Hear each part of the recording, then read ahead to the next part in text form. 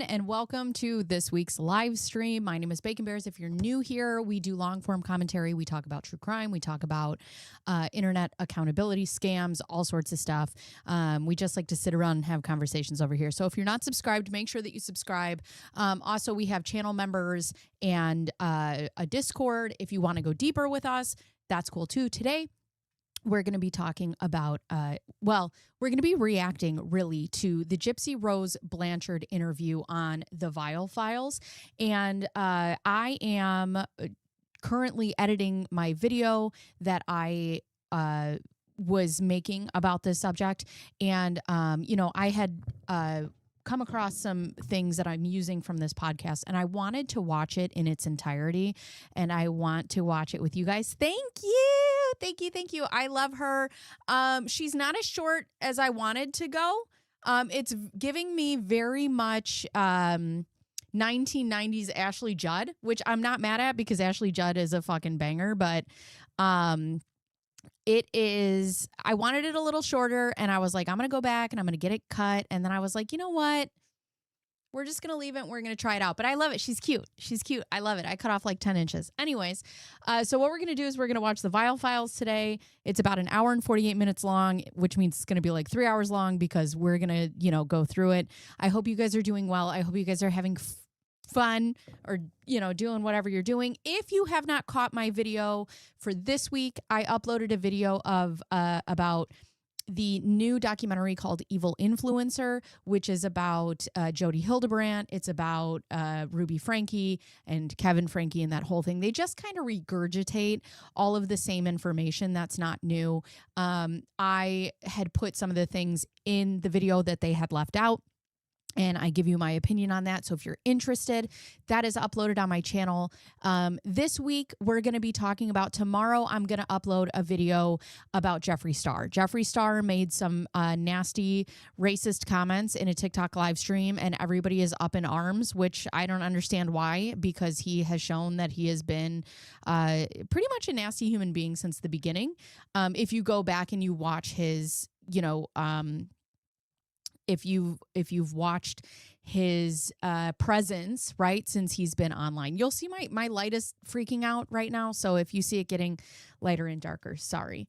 Okay, with that being said, whoa. With that being said, we are going to get started. Been trying to stay warm in the last week. Yeah, it's been cold. Okay, Gypsy Rose Blanchard Vial Files. Let me see if I can adjust this. Hello, welcome to my face. Hi. Yeah, it's like if it moves, it just does like this weird. Okay, maybe that's better. Okay, that seems to be a little better. All right, so we're gonna go to the first one. I guess he's got one or two of these, so we're gonna go to the first one that they had out. And then if we have time, we'll go to the second one. So let's take a good look at this. Oh, I guess I have this set up this way.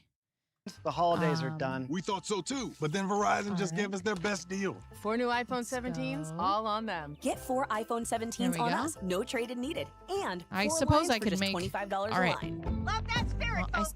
God bless it. I'm Katie Maloney, 37. I suppose I could make myself smaller is what I could do. So let me do that real quick. Sorry. It hit -30 at work Saturday morning. So cold trees. Were they exploding? Did you see that? Oh, me and Katie Maloney have the same haircut. Look at us. Except mine's like way wigging out at the bottom. I wanted her to take like 2 more inches off, but and it's so funny because the girl that I had do it, I've worked with forever. And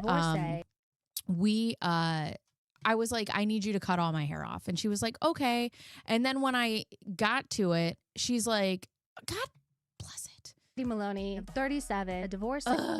She was like, I don't think I could do this. And I was like, what do you mean you don't think you could do this? Okay, Richardson, the holidays. Sorry, I'm trying to set this done. up, you We guys. thought so too. But I was like, what do you mean you don't think you can do this? And she's like, I just don't think, hi, Missy. She's like, I don't think I could take any more off. And I'm like, bro, you used to hold a razor to the side of my face. Like, I had a mohawk.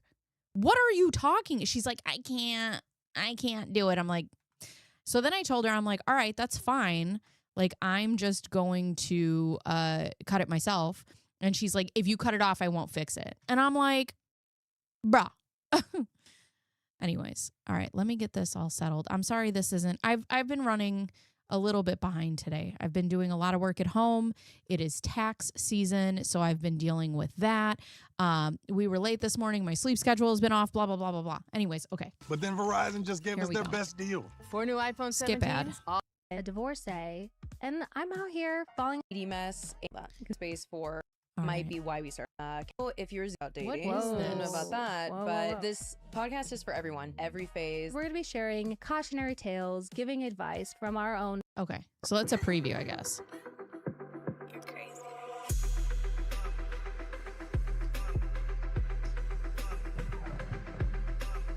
Now, for a little heads up, just because I watch things on my channel does not mean that I endorse people, okay? I just watch things for content. I don't know anything about Nick Viall. I don't know anything about him except he was a bachelor. He was on The Bachelorette. I don't know. One of the two. But that's all I know, okay? I've never watched his podcast.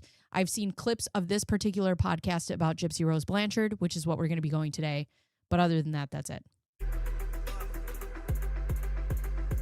What's going on, everybody? Welcome back to another exciting episode of the Viall Files Going Deeper edition. And boy, is this a special episode of the Viall Files and a special episode of Going Deeper because it's Monday and usually we're doing these on Thursday. But obviously, you guys know our guest today is Gypsy Rose and her husband, Ryan, and we couldn't be more thrilled to have them and have the opportunity to do their first podcast interview. We got the household here. We got Allie working, slaving away on crushing those sizzles. And my lovely fiance, Natalie Joy, who's was with us today for the interview. Yeah, Hey, it was baby. iconic. It was so iconic. Oh my gosh. I mean, first of all, I just want to say welcome to, I'm assuming, a lot of new people tuning into our show, obviously, to hear Gypsy and Ryan. This couldn't be two better guests to have because this is actually our the week of our 5-year anniversary of doing the show. How many episodes have we done now? This is what? 689. So what a great opportunity to have an iconic guest like Gypsy for our 5-year anniversary. And for those who are tuning in for the first time, we are here 3 days a week giving you iconic episodes. Usually, like I said, we have our Ask Nick every Monday where people call in with their relationship and dating problems. You'll get a little preview with Gypsy and Ryan during our texting office hours. But if you're interested in hearing people's stories, their struggles in relationships, a lot of romantic, often, with parents, friends, all sorts of situations, that's every Monday. And then on Tuesday, we have our reality recaps, which we're big pop culture. Okay, here we go. Sorry. Kinda. Yeah. Has it all been pretty much the same? Oh, Like everyone is.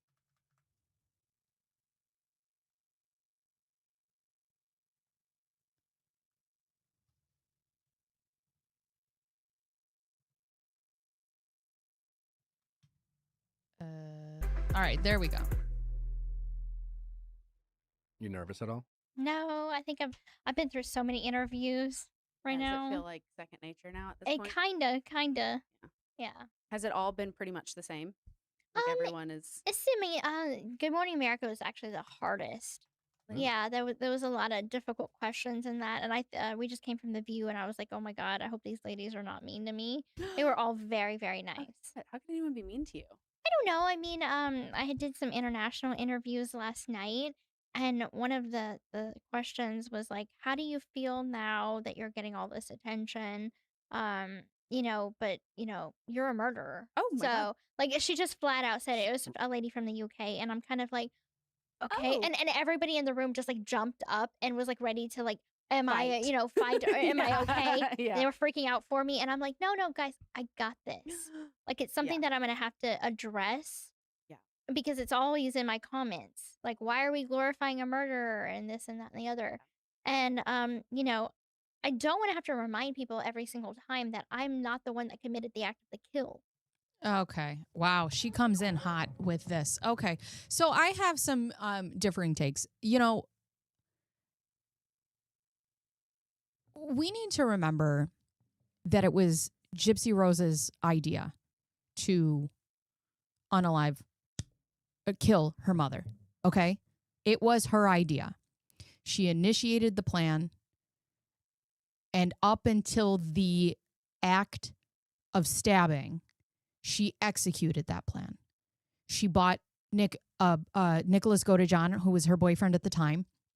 She bought him a bus ticket. She met him at the door, opened the door when she knew her mother was asleep. She had a knife, she had gloves, and she had duct tape in her hands waiting for Nicholas. This idea that because you didn't do the act of murder doesn't make you a murderer is asinine to me. Because if that's truly the case, then let's look at a case like Donna Adelson.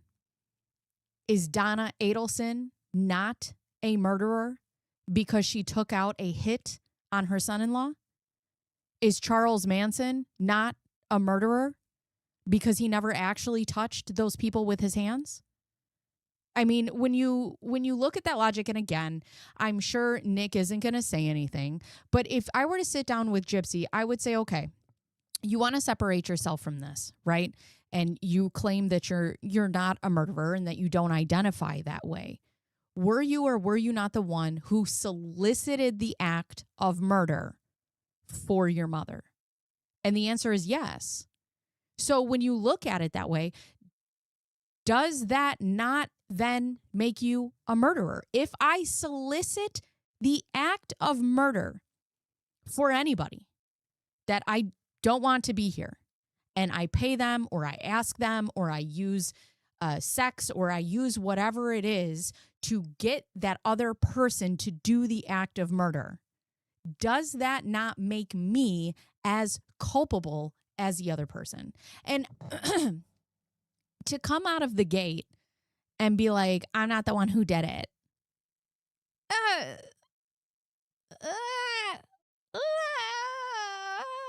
There's a lot of people who don't commit the physical act of murder that are still murderers. So, I'm a part of it. Right. But You're a large part of it. I would say, I mean, okay, 50% at minimum. Okay, but 80%? You did all of the work up until the actual stabbing, which Nicholas Godejohn did. You did all of the planning. You found all of the resources. You did all of the funding. You did all of that. the state of Missouri, there's no such thing as accessory to murder. So technically, they couldn't charge you. me with accessory because that charge doesn't exist. But just because they couldn't charge you with that doesn't mean that you are not an accessory to murder. Right. She essentially hired someone to do it for her. She didn't pay him with a monetary value, but she asked somebody to do it, and they did it. He didn't do it on his own accord. He didn't come down there and just do it out of shock. She asked him to do it. She planned it. She funded it, and she saw it through. So, I mean, had I been in another state, I would have been charged with accessory to commit murder. Which also then makes you an accessory to the murder. Oh, all right. We're never getting through this podcast. I'm going to tell you we're never getting through this right now. Oh, that makes sense. So, Okay. yeah. Wow. Well, thank you for sharing that. Yeah, of course. Why doesn't anybody we talk about this every time, and we talk about how I'm never going to have people on this channel to interview because I can't do it. Why don't we ask clarifying questions? So because you weren't able to be charged with hi Dana. Hello, welcome. But my question is, because you weren't able to be charged with accessory to murder, do you believe that you're not accessory to this murder? it would not have, but for her, it would not have happened.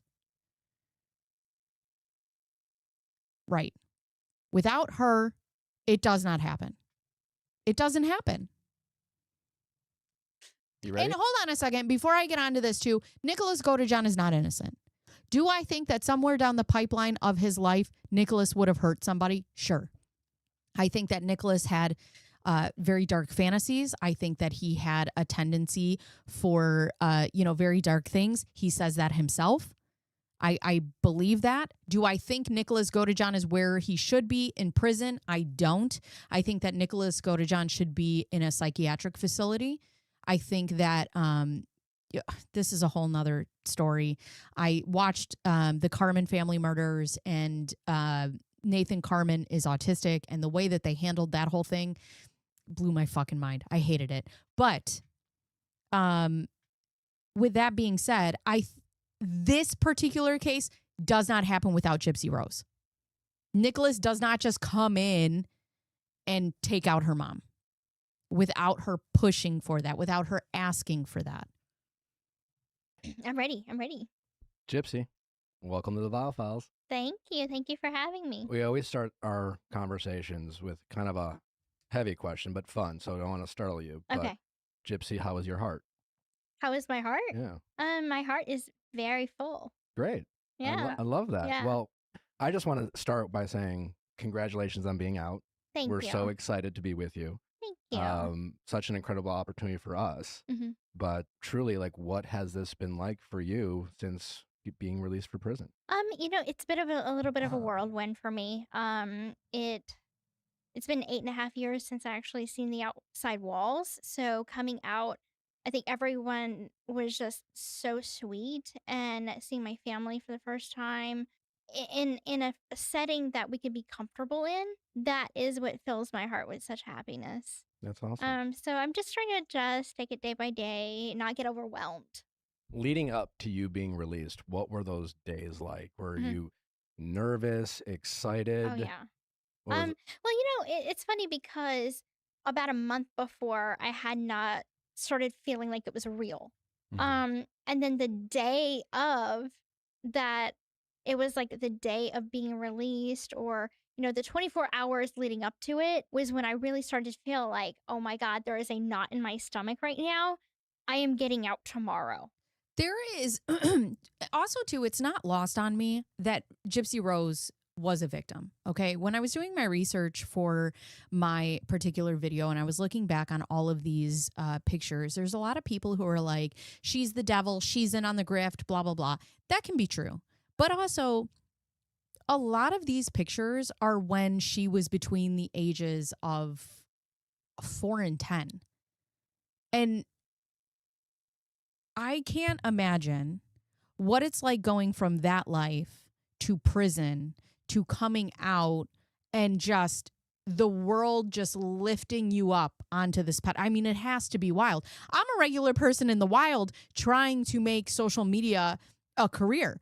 I don't think that I could imagine what it's like to have 9 million followers, in the palm of my hand in my phone. I can't fathom that. It doesn't make sense to me that I have 14,000 people who have subscribed on their own accord to my channel right now. When I do videos, because there are people who'll be like, how does this video only have so many views? Let's say it's like 100 views.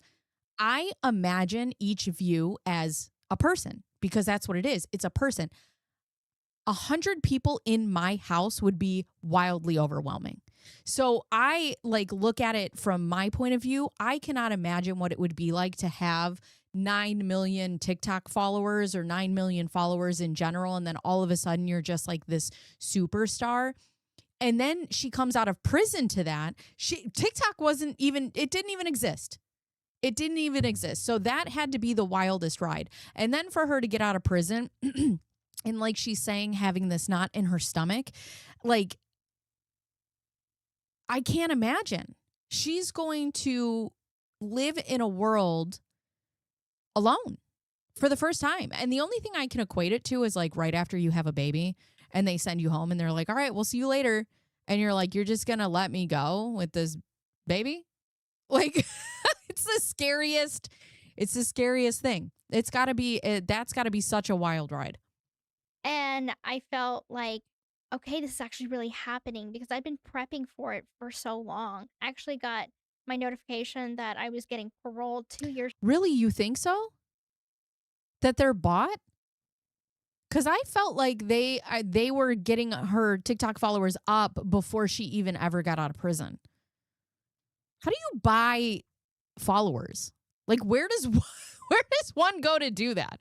And also, too, like, what's the benefit of that? Because even if, like, let's say she did buy 9 million followers, right? Like, you can tell in the engagement that if you have all of these followers and then you don't have, like, you know,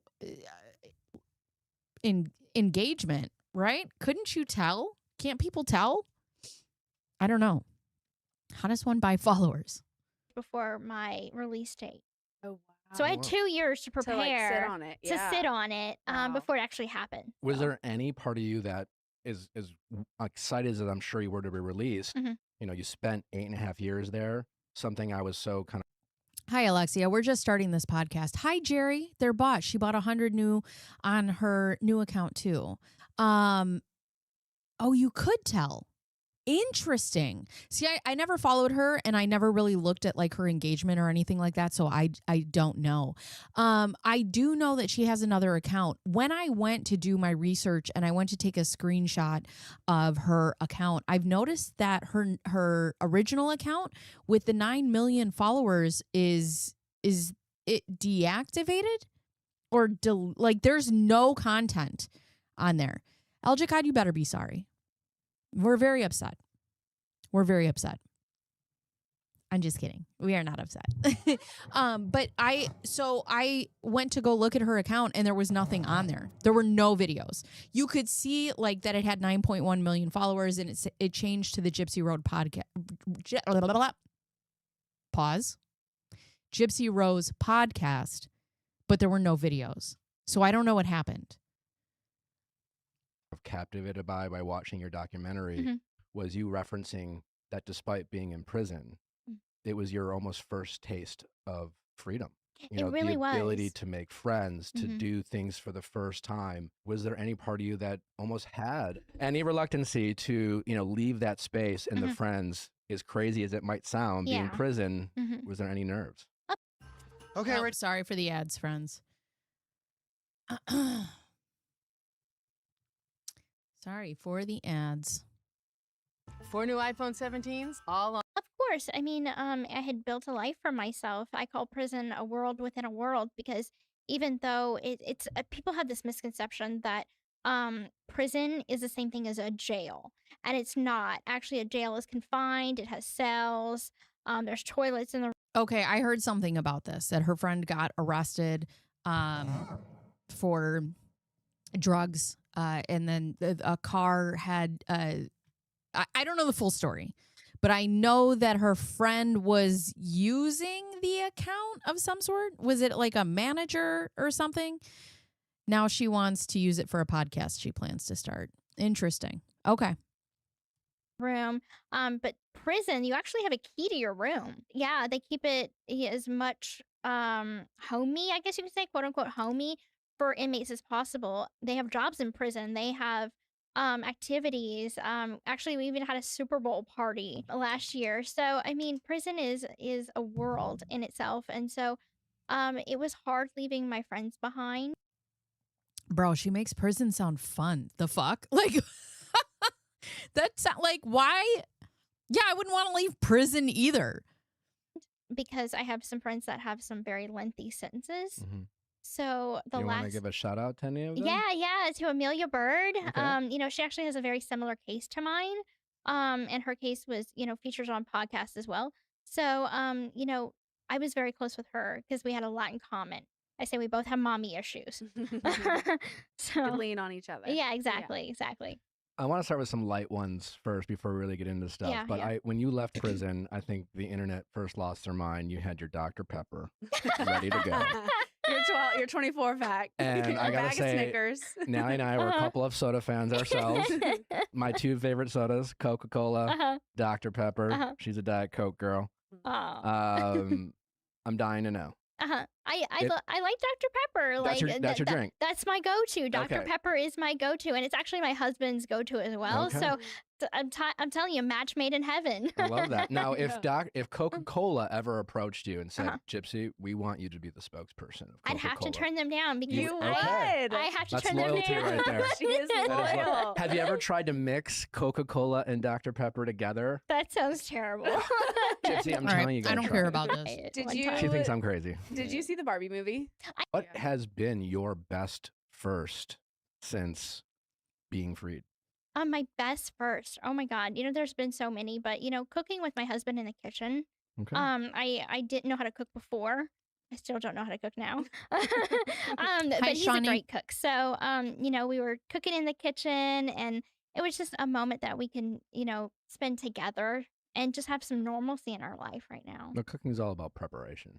Is it? Yeah, you just gotta get the ingredients right. Listen, Nick's the cook too. I have no idea what I'm doing. So it's what I can make is edible. What, so. what was their favorite? What did you guys cook first? Like what? I have to say,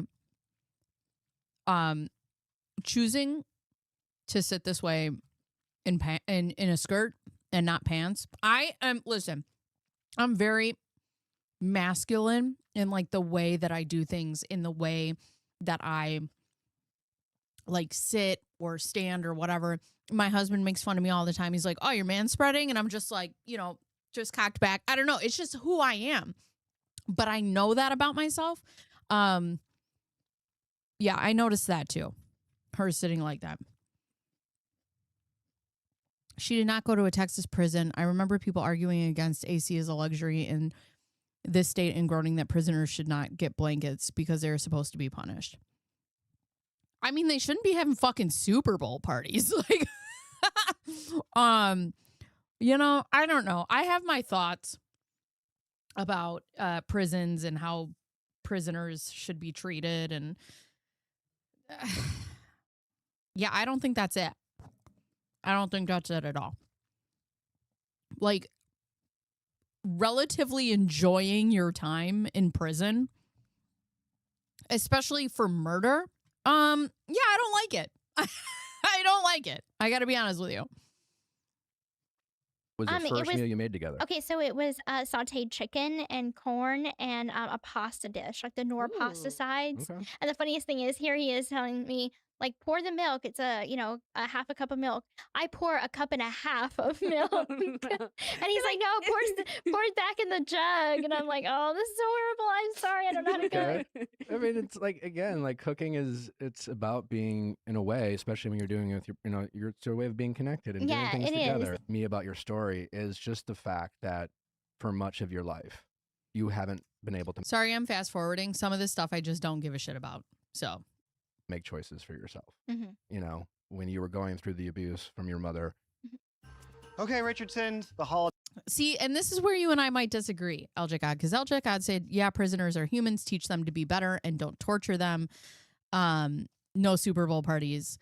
I have a problem, and me and my husband argue about this all the time because he's like, if it was eye for an eye, then we wouldn't learn anything as a society. And I'm like, honestly, I think some people need to be treated how they treat others. I think that, when you're in prison for super heinous fucking crimes, I don't think you should have internet access or tablets or movies or, maybe get books and pen and paper. I think if you're in there for doing anything to kids, what you have done to children should be done to you. That's how I feel about it.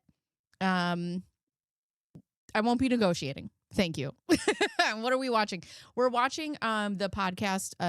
It's on the Vile Files, Nick Vile. Which, what a terrible last name to have.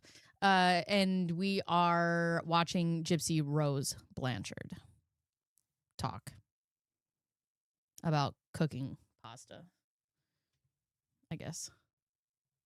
Able to make choices for yourself. And like I said, prison itself, but even then you're limited to make choices. And now that you're free, I think the world is fascinated by like, what are you watching? What do you want to eat? Like, like Yeah. what are the things that you're being gravitated to, that you've maybe your whole life have wondered, what is this like? What are things that you have fascinated about trying or experiencing, knowing that for much of your life you haven't been able to do that? It's funny. I say that I'm like 16 years old again because I'm just discovering Snapchat and selfies and social media. I didn't have much of a social media presence before I got arrested either, so I'm coming into learning about all this kind of stuff.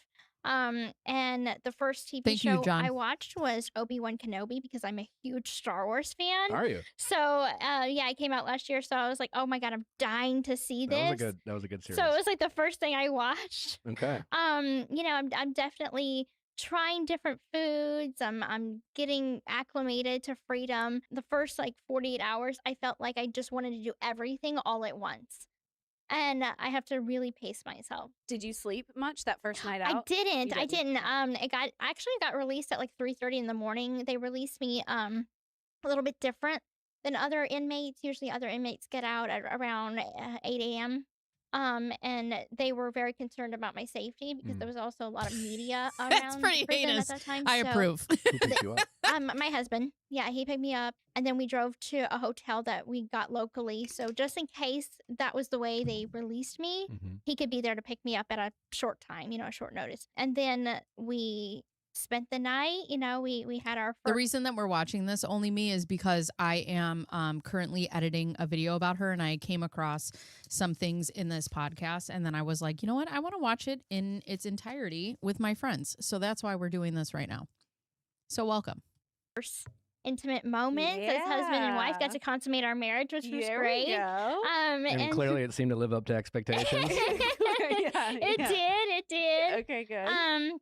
And then after that, the next morning we had planned a little get together with my family, where I just got to spend time with my dad and my stepmom and my sister, and just really enjoy some family bonding time. Yeah. Mhm. Having sex for the first time with your husband, Uh-huh. was it everything you expected it to be? Were you nervous? Were you like, obviously you're so connected, y'all are, you're married, I Right, agree right. with you, Eljika. but you've never got to experience a closeness like most Right. couples. So Right. how was that for the first time? Right. It was so sweet. I don't need to And know like about. my grandfather, there was and then in my relationship with Nick by my Wait. grandfather. that for Oh, the well, first I time. guess we have to listen to this. It was so sweet. And Yeah. I have a past of sexual abuse. So I was molested when I was 9 by my grandfather. And then in my relationship with Nick, there was some sexual abuse. It was just a very toxic relationship.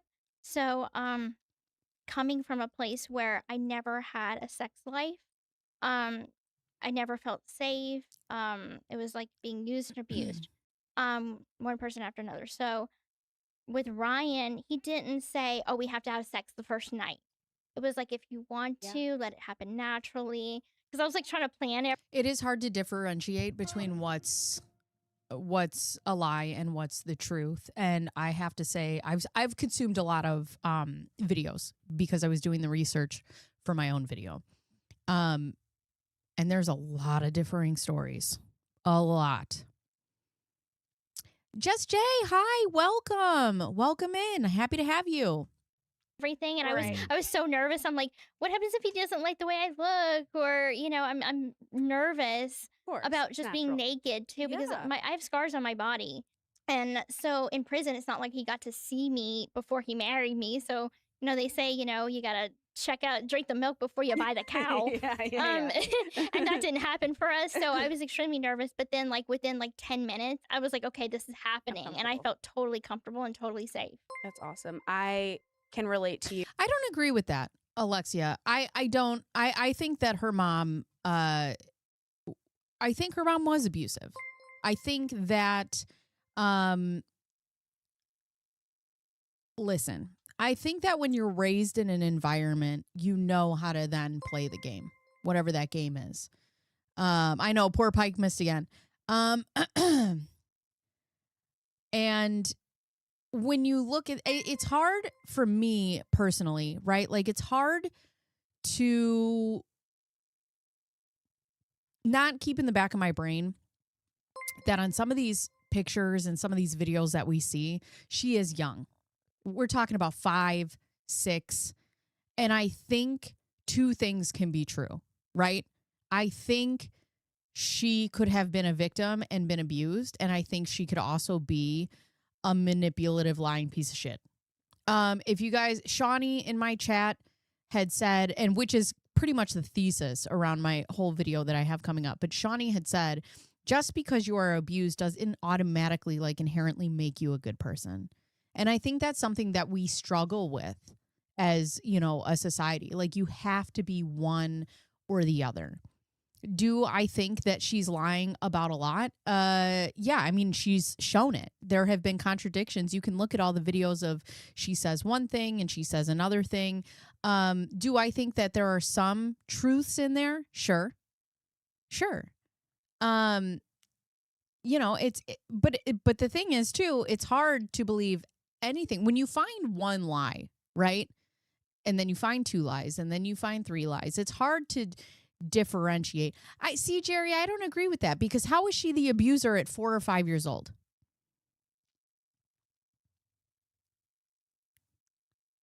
I mean, her mom was taking her to the doctor way before. I think a lot of people are looking at this through the lens of her being an adult. So, you know, I don't, a lot of accusations against her mom were proven false.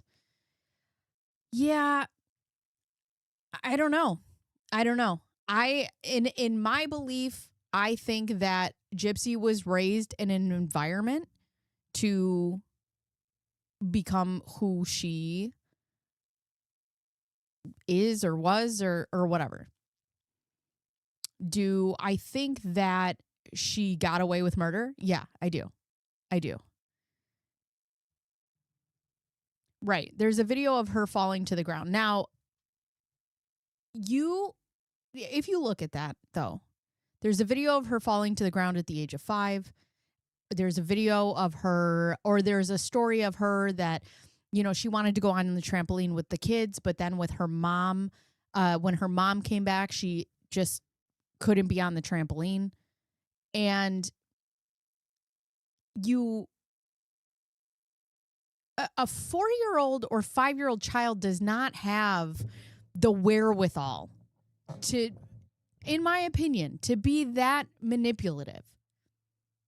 In my opinion, I think she was scared enough of her mom for this like whole grift thing that was happening, you know, to play along, to play the game. You're at that age, you're going to do what your mom says. I don't believe the environment was 100% healthy, but I don't believe anyone's is. It didn't warrant the ending of her mom's life, though. Sure. The night in the shed is hard to reconcile. I only know a little bit about that. The only problem is we have no evidence of D being abusive. Yeah, but that's hard to say, because anytime there's a victim, if you don't have physical proof that somebody was abusive, does that mean that they didn't suffer abuse?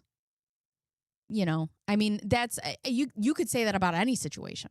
You know, well, we didn't have any visible proof that somebody was getting abused. It doesn't mean that they weren't. Go to John, where she admitted she could walk and was lying to her mother because she didn't want her mother to love her less. I didn't.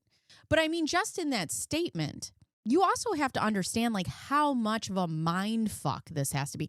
And don't get me wrong. Do not get me wrong. I am not advocating for Gypsy Rose Blanchard. I do not think she should have been put up on this pedestal. I do not think that she should be out of prison. I don't. But I also think that she was a victim. Victims can be both victimized and later become abusive. Suffering does not burn the bad out of you, so you become kind of a pure vessel that is made incapable of any evil. Right.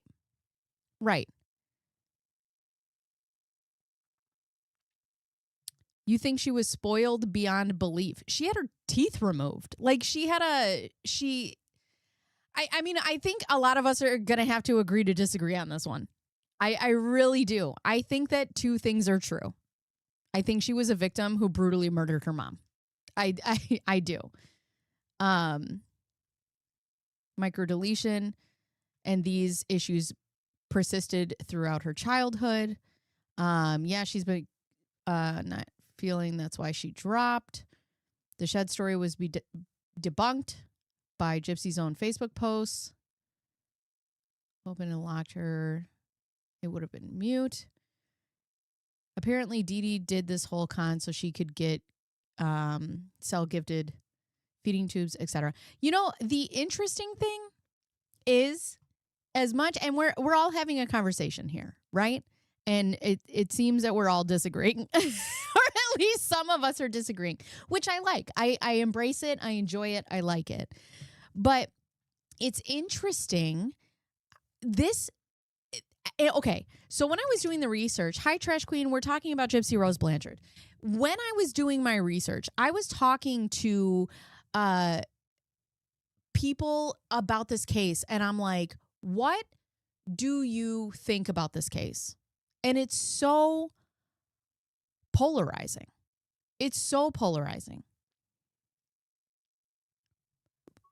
Right. And I'm sure that there's a lot that I don't know, but I have to go back to the time when she was little.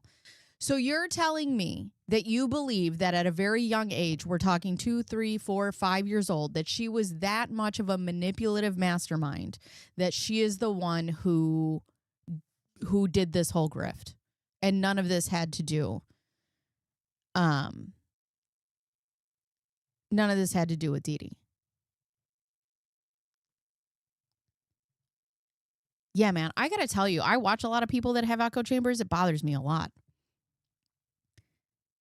To prove every doctor's visit and why. Okay, so what do you think about Bernardo Flasherstein then? A victim of what? Munchausen by proxy and abuse. Let's hold on. All right. We're getting off track. We came here to watch this podcast, damn it. Every single thing that her mother did for Gypsy didn't take it for herself. She did it for her daughter. So do you guys not believe then what the Petrie family says about Dee Dee? That she allegedly caused abuse to her own mom and allegedly killed her mom and allegedly tried to poison her stepmom. Her family hated her.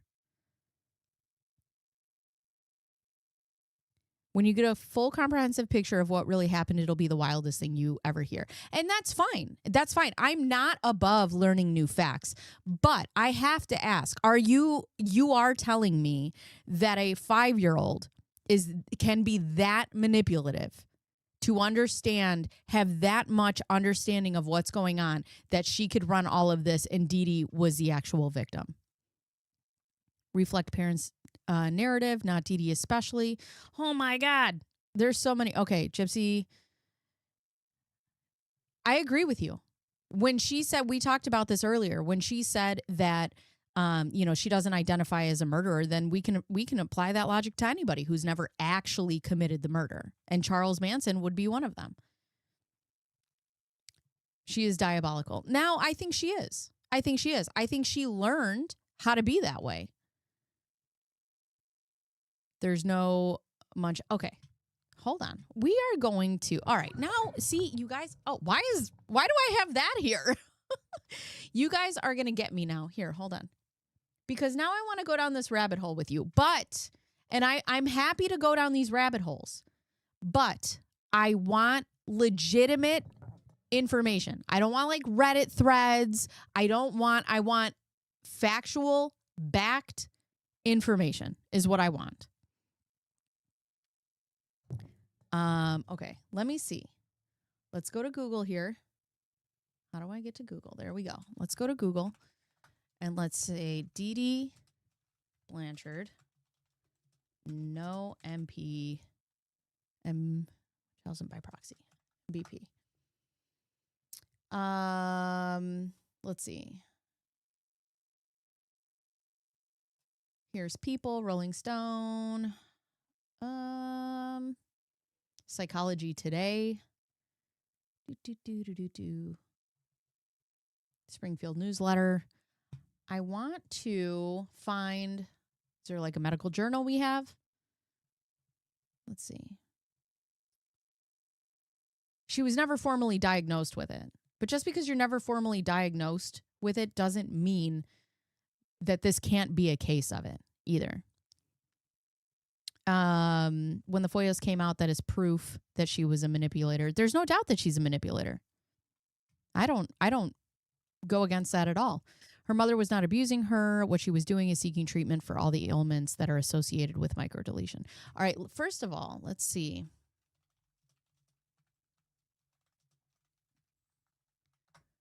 Microdeletion is a genetic disorder caused by the loss of a tiny segment of a chromosome, typically involving 1 to 3 million base pairs of DNA, which is too small to be detected by traditional light microscopy. These deletions, often involving multiple genes, can cause developmental delays, intellectual disabilities, and physical health or behavioral issues. Definition and size: unlike large deletions, microdeletions span less than 5 megabases and require specialized high-resolution testing. They occur when a small portion of a chromosome is missing. Symptoms vary widely on the genes affected, but often include developmental delays, characteristic facial features, cardiac defects, and in some cases, psychiatric or intellectual disorders.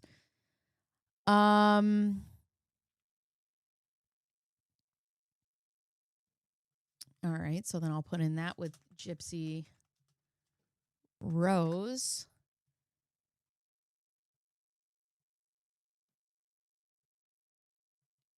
So this says, where does this come from? What's the article that this one comes from? This is just an AI overview, but I don't want that. People. See, I want like legitimate. I mean, I don't want to go to Wikipedia either. Gypsy Rose Blanchard.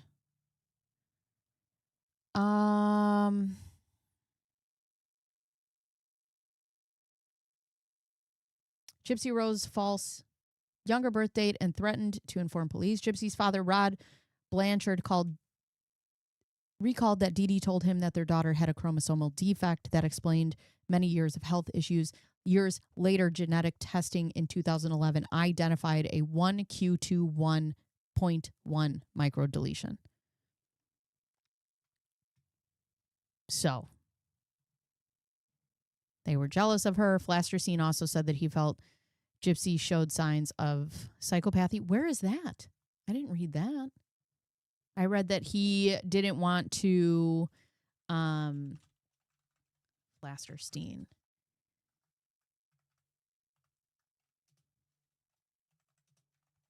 That he didn't want to tell anybody that he thought Dee Dee had Munchausen by proxy.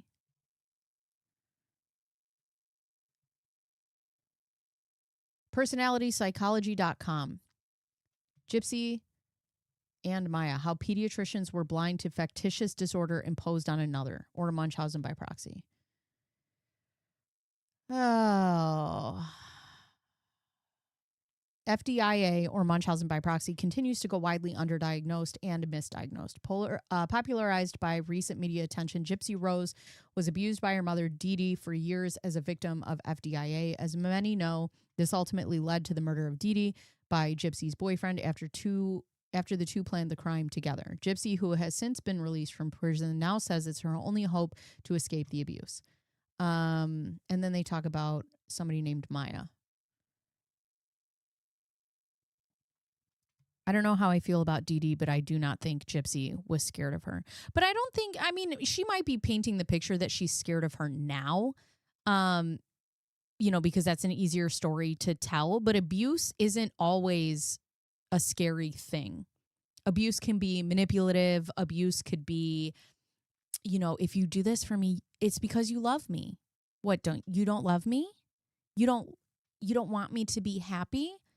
Like abuse in that sense doesn't always have to be violent. No, not manipulative. She was a sick child and her mother didn't know why. I think we're disagreeing because you're not familiar with the evidence. I'd be happy, lead me in the right direction.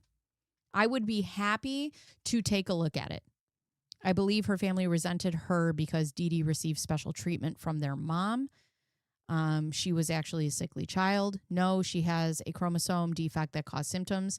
These symptoms were treated accordingly. It wasn't until 2008 that this chromosome defect was named deletion 1q21.1. Dee Dee was treating the symptoms for microdeletion that Gypsy was born with.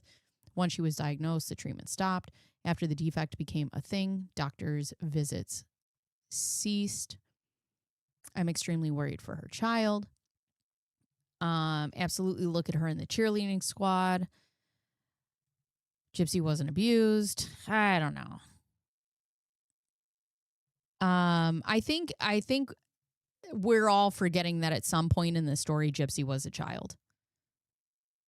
And I think two things can be true. Two things can absolutely be true. Becca Scoops? Who's Becca Scoops? Google. Becca Scoops. I just want to make sure if I'm making any statements that they're coming either from, the information that I found, either her saying it or contradicting herself, Gypsy Rose herself, or just legitimate articles or legitimate documents. Into the Weeds podcast, Google Drive, actual docs. Her mother had cancer, I think, and she died of that. I've watched so much of Becca. Oh my God. I'm slow here on reading. You're spot on.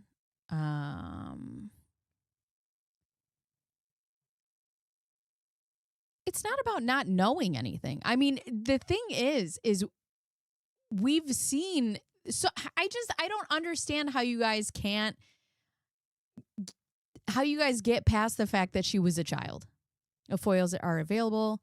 Google's not going to help. Let's see.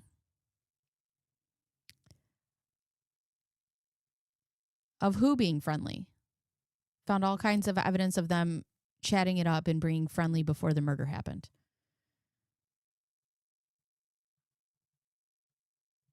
Yes, she is that manipulative. You think that she's a diabolical, at some point, 4-year-old mastermind.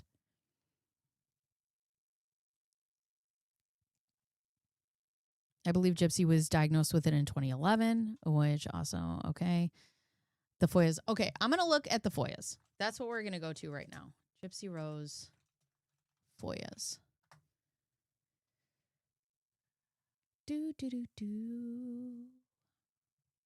I don't want to watch the videos. I don't need to watch those. I find them invasive and perverse. I think that the text messages and everything else that we have found through the courts and the court documents have been enough. And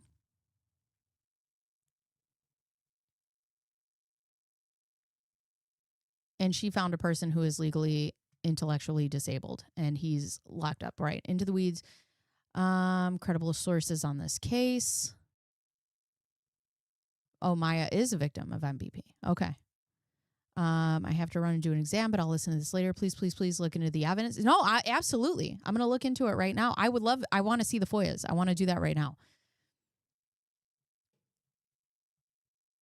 Oh, absolutely.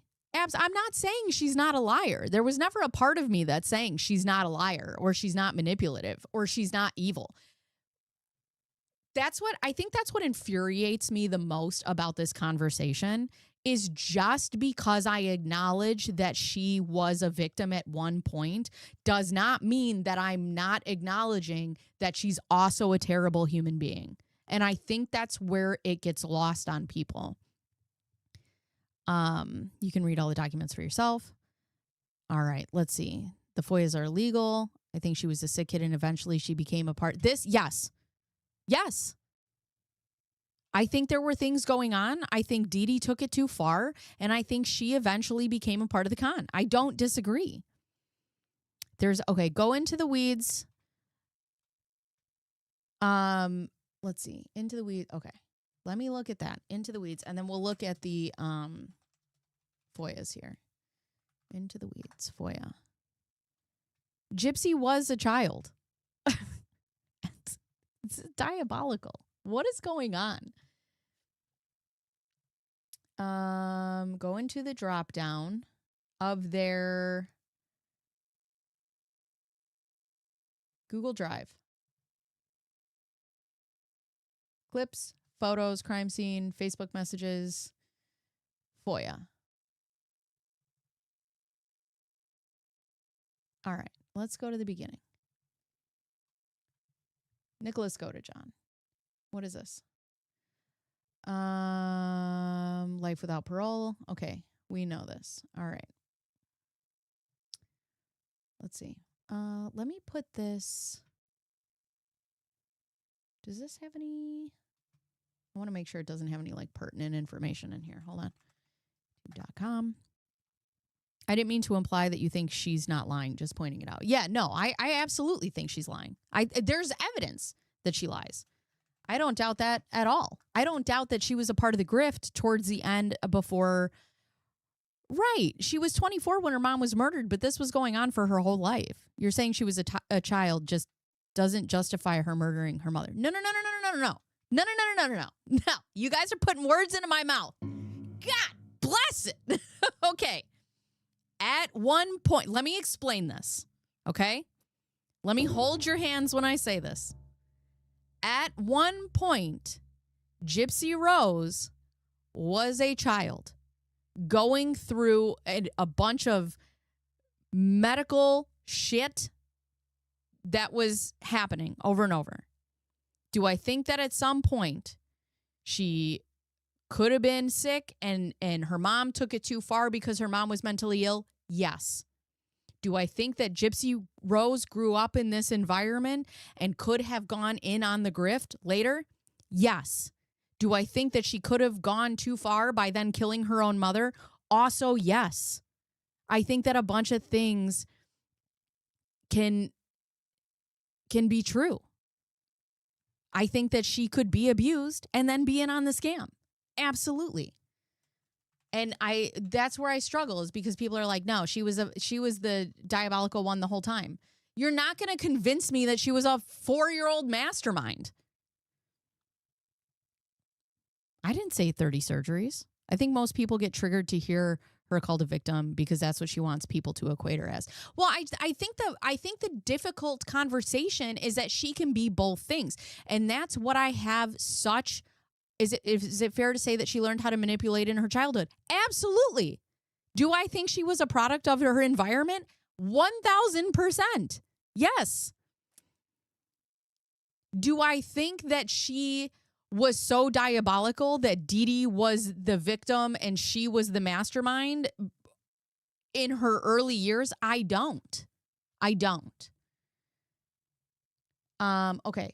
Into the Weeds podcast. Let me go down here and we'll look at all these together. Man, you guys got me running around today. Y'all got me running. Let's run. Okay, here we go. We'll go over here. We will go to, where is it? Gypsy FOIA. All right, let's go to this PDF. All right, and then I'll switch it so you guys can also see it. And here we go. Let's make it a little bigger. Whoa, that made it too, whoa, that made it way big. Okay, I don't need it that big. She said she lied to her mother at the age of 7 years old about being unable to walk. To sum it up, a monster created another monster. That second monster turned, thank you, John. Thank you. Yes.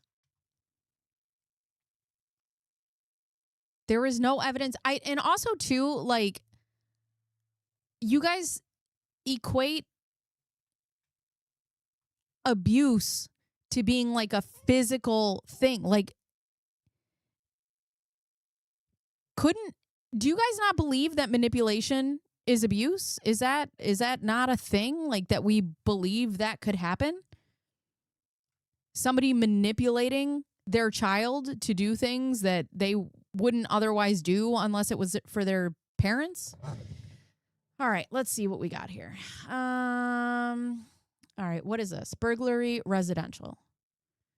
Who is this?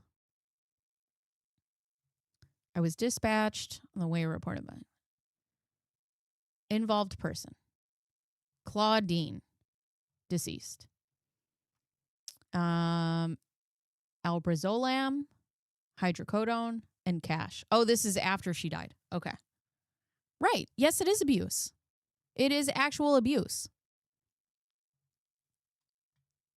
I just don't understand why people can't see that two things can be true. I agree Gypsy learned to be manipulative. Dee Dee did exaggerate medical issues to get money and sympathy, but Dee Dee did not make her daughter sick, which is the definition of Munchausen. So if she exaggerated it to a point to get things, you don't agree that that's also Munchausen, though?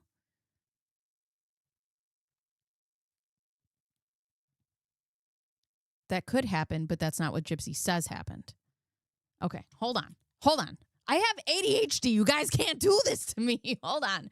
Upon my arrival to above address, I made contact with the reporting party victim, Claudinia Blanchard. Dee Dee stated that she had gone to Walmart yesterday at approximately 1900 hours. Dee Dee stated that when she left her residence, she left her front door unlocked. Dee Dee advised me that when she arrived at home approximately at this time, she found her medication and $56 in cash were missing from the kitchen table where she left it. Dee Dee stated there were approximately 90 pills of hydrocodone, acetaminophen stolen, and approximately 75 pills of alprazolam stolen. When I questioned Dee Dee about why she waited so long to call 911, she stated she did not know what to do. Dee Dee had staged the table in the kitchen like she said it was when she arrived home and found the medications and the money missing. I took photographs of the residence and the area where the items were stolen. There were no signs of forced entry in the home. The photographs will be placed in the patrol picture file. I asked Dee Dee if she knew any possible suspects. She stated she did not. I did not dust for fingerprints or swab for DNA due to the length of time that had passed since the time of occurrence. Okay. Whoa. Okay, I'm missing. It's popping in here, friends. Children are manipulated by their parents every day. It doesn't result in murder. Sure. I agree. Absolutely. I'm not saying in no way am I advocating for what Gypsy did. Zero part of me is advocating. Zero. Let's get that straight. Okay?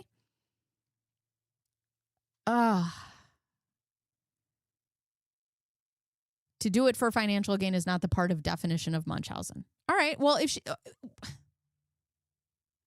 I feel like you guys, like, we're all arguing the same point, but like also different. My opinion is Gypsy was a victim. She no longer gets to walk around crying victim to sell books.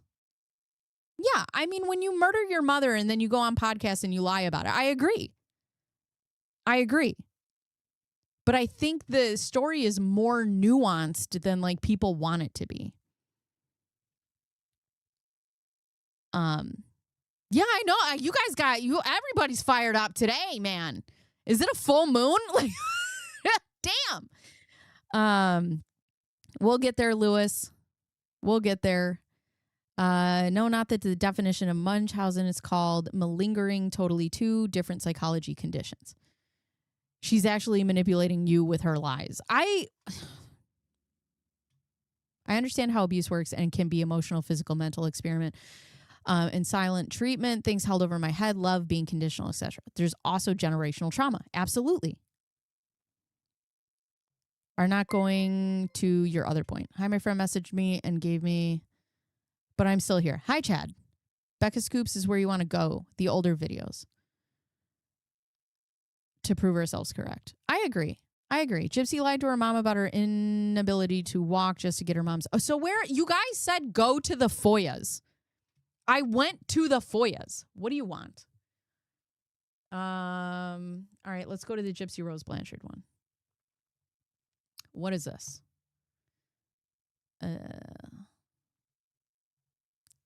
Okay, Al Jihad, you see my point.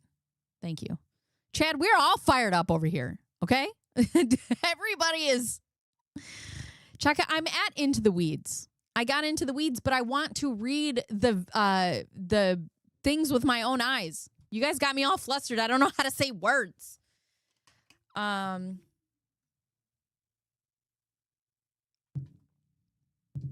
right. You guys said go to the weeds, into the weeds. You said get the FOIAs. That's where I'm at. I did what you said, and it's still not enough. I don't agree with that. Nick was the bad guy. Nick had enough wherewithal to know that he shouldn't have gone through with this. I don't think that you can excuse. I think everybody's a perpetrator in the story. Did Dee Dee deserve to get murdered? I don't know. I wasn't there. I don't think so. But, Nick had the wherewithal and enough times to try to stop it and didn't. And I want to preface this before some of y'all start attacking me in my comments. I am the mother of an autistic son. Okay? I have a non-verbal autistic child. He is 9 years old. And I will tell you, I hate when people infantilize people with autism. I don't like it. Do I think that Nicholas Godejohn should be in prison? No, I don't. But I do think that he should be in a psychiatric facility. Do I think that he's a danger to society because he talks about having evil tendencies and wanted to act out on them and did what he did with little remorse? That's a problem. Bacon Bears, what do you like to be called? I don't know anymore. You can call me Bacon, or my name's Amber. You can, whatever you want. Welcome to the fire chat.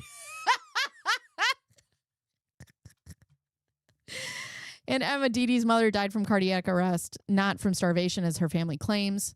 Audacious Audrey has the coroner's report. Okay. So Nick should never get out of prison. I think that Nicholas being held in prison is not the right place for Nicholas. I don't agree with that. No. Nick had the intellectual of a 10-year-old and level 2 autism. He also was able to differentiate the difference between right and wrong. Do I think that he was manipulated into doing what he did? Absolutely. Absolutely. But he would not have been led to believe he was rescuing her. I agree. I think if Gypsy said that she wanted to leave, he would have done that. I think if she said, I want to escape, he would have done that. I think he would have done whatever it was that she asked him for. Nick is so easily manipulated that he could do it again. I agree. But it doesn't make him innocent. Flame on, Alexa. Nicholas definitely needs help. Absolutely. I have a problem with, and especially with my son, right? What happens when my son turns 18 and let's say he gets into trouble and he goes into, this is the issue that I had with the Nathan Carmen murder.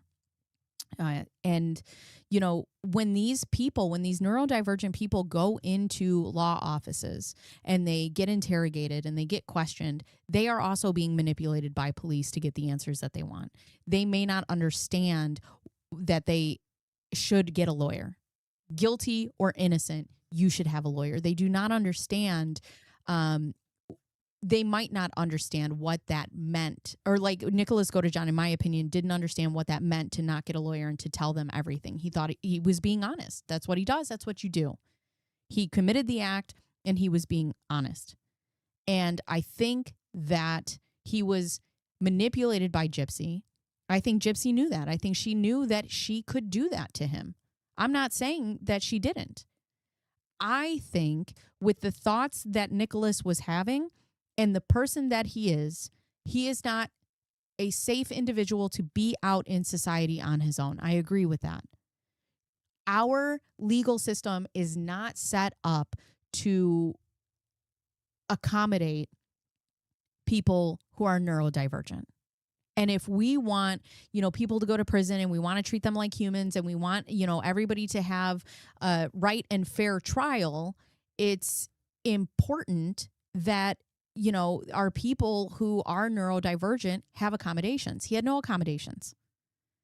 It's a hard place for me to be because I know what that looks like for my son if my son is over 18 and he gets in trouble. I'm not saying that Nicholas is innocent. I'm not saying that he's 100% guilty. This murder does not happen without Gypsy Rose Blanchard. Point blank, period. I want to be very, very I read a comment, but I want to be very clear on that and where I stand on that because of my son. I am very passionate. I have a video that I uploaded about the Carmen family murders that I haven't released yet because I just go fucking scorched earth because I get so mad about it because we just put these people who have a different understanding or a lesser understanding of what the implications could be, and we put them in a room and we go, oh yeah, you're telling us the truth, that's good, and then we fuck up their whole entire life. And not saying that he shouldn't be incarcerated in one way or another. But, you know, I also think that Gypsy, knowing that she could take advantage of Nicholas, second degree murder, with the rules, okay, with the rules and the law, you cannot charge her. I don't think that you could have charged her with first degree murder. I don't think that a jury would have done it. And I think the prosecution went for what they thought they could get her on. I think it's the same thing. Look at Casey Anthony, okay? The reason that she's walking free is because prosecution went for first degree murder. They couldn't tell how the baby died, how Kaylee died. So you can't, you know, a jury looked at it and was like, you know, we're supposed to prove beyond a reasonable doubt, and we can't do that. So I think the prosecution went with what they had. And it's hard because I think Gypsy knew what she was doing. Absolutely. Nick is where he deserves to be. I agree. But just Gypsy basically hiring should have gotten the same exact sentence. She provided, yes, I think she should have gotten a much longer sentence than what second degree holds. But the question is, when you're putting this before a jury, now you have to, okay, and I understand everybody has their opinions here, okay? But let's put our lawyer hats on and let's put our juror hats on, okay? You, by law, you are supposed to prove beyond a reasonable doubt, or you are supposed to convict beyond a reasonable doubt with the evidence that has been provided to you. So now when you put yourself in that jury box and you look back on this trial with the evidence that what is provided to you, do you still think that if they had gone for first degree murder, that they would have been able, that she would have been charged with that? Because that's the other thing. If the answer is no, then she just walks and she gets no prison time.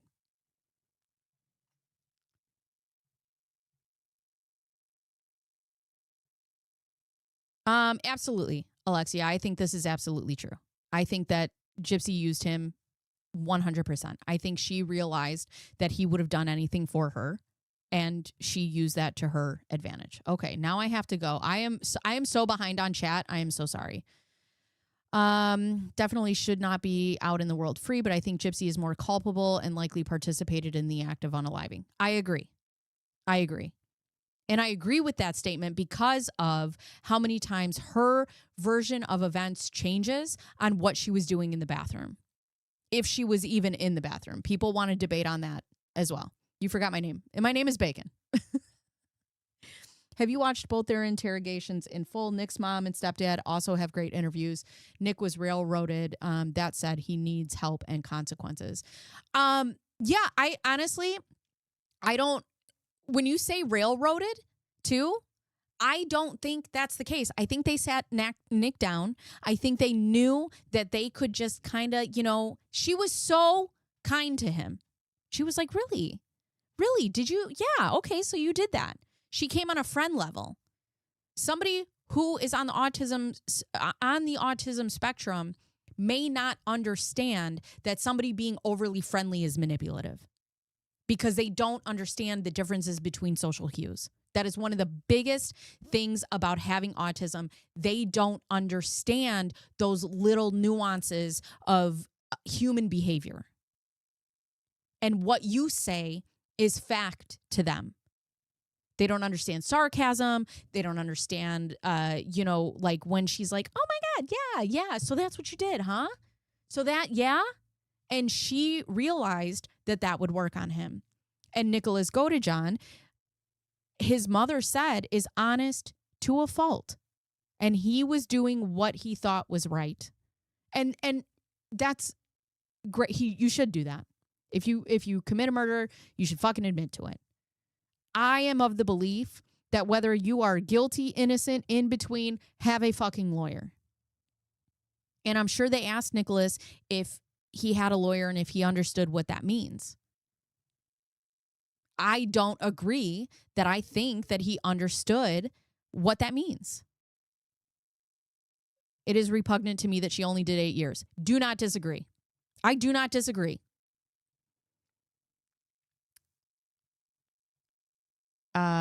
I think we can all agree that Gypsy should still be in prison. Her part was no less heinous than Nick's. Absolutely. Just because somebody carries out the physical violence does not make the person who doesn't do it any less guilty. Like we when we went over the Adelson murders and Dan Markel, you have a whole family of people who didn't touch Dan Markel, but they are still as culpable as the murderers. I don't care about, I don't like that Gypsy did what she did and she's out living the life that she is. It bothers me. Nick said he'd never had done this if he'd not met Gypsy. I mean, he can say that now. But could Gypsy be replaced with somebody else? Sure. People find other people and sometimes they feed the worst attributes of each other. And I think Nicholas is that type of person. He could have found somebody who would have, fed his best attributes. But he also could have found somebody who fed his worst. And whether he would have done it or not have done it without Gypsy, the fact that somebody so easily got him to do it is also a problem. Instead of being in prison, Gypsy is out here clowning in our faces every day. Oh, God. Bacon, what name did you say we could call you? You can call me whatever you want. Oh, Amber. Amber's my government name, but I might change it to I'm just going to change it to Bacon. Focus, Chad. We're in a debate. I am so behind. Her parole was a joke. I don't know much about her parole. Get ready, Chad. There's a quiz coming up. Oh my God. I just skipped. I missed a few minutes, went to see what I missed and don't see any of my comments. Have I been blocked? No, not that I know of. Gypsy has posted that it was all worth it to her. I have not seen that. Oh yeah, no, I cut my hair off. It's all off. Had it gone to court and done, and on video was shown, the Ruby video, she would have gotten life.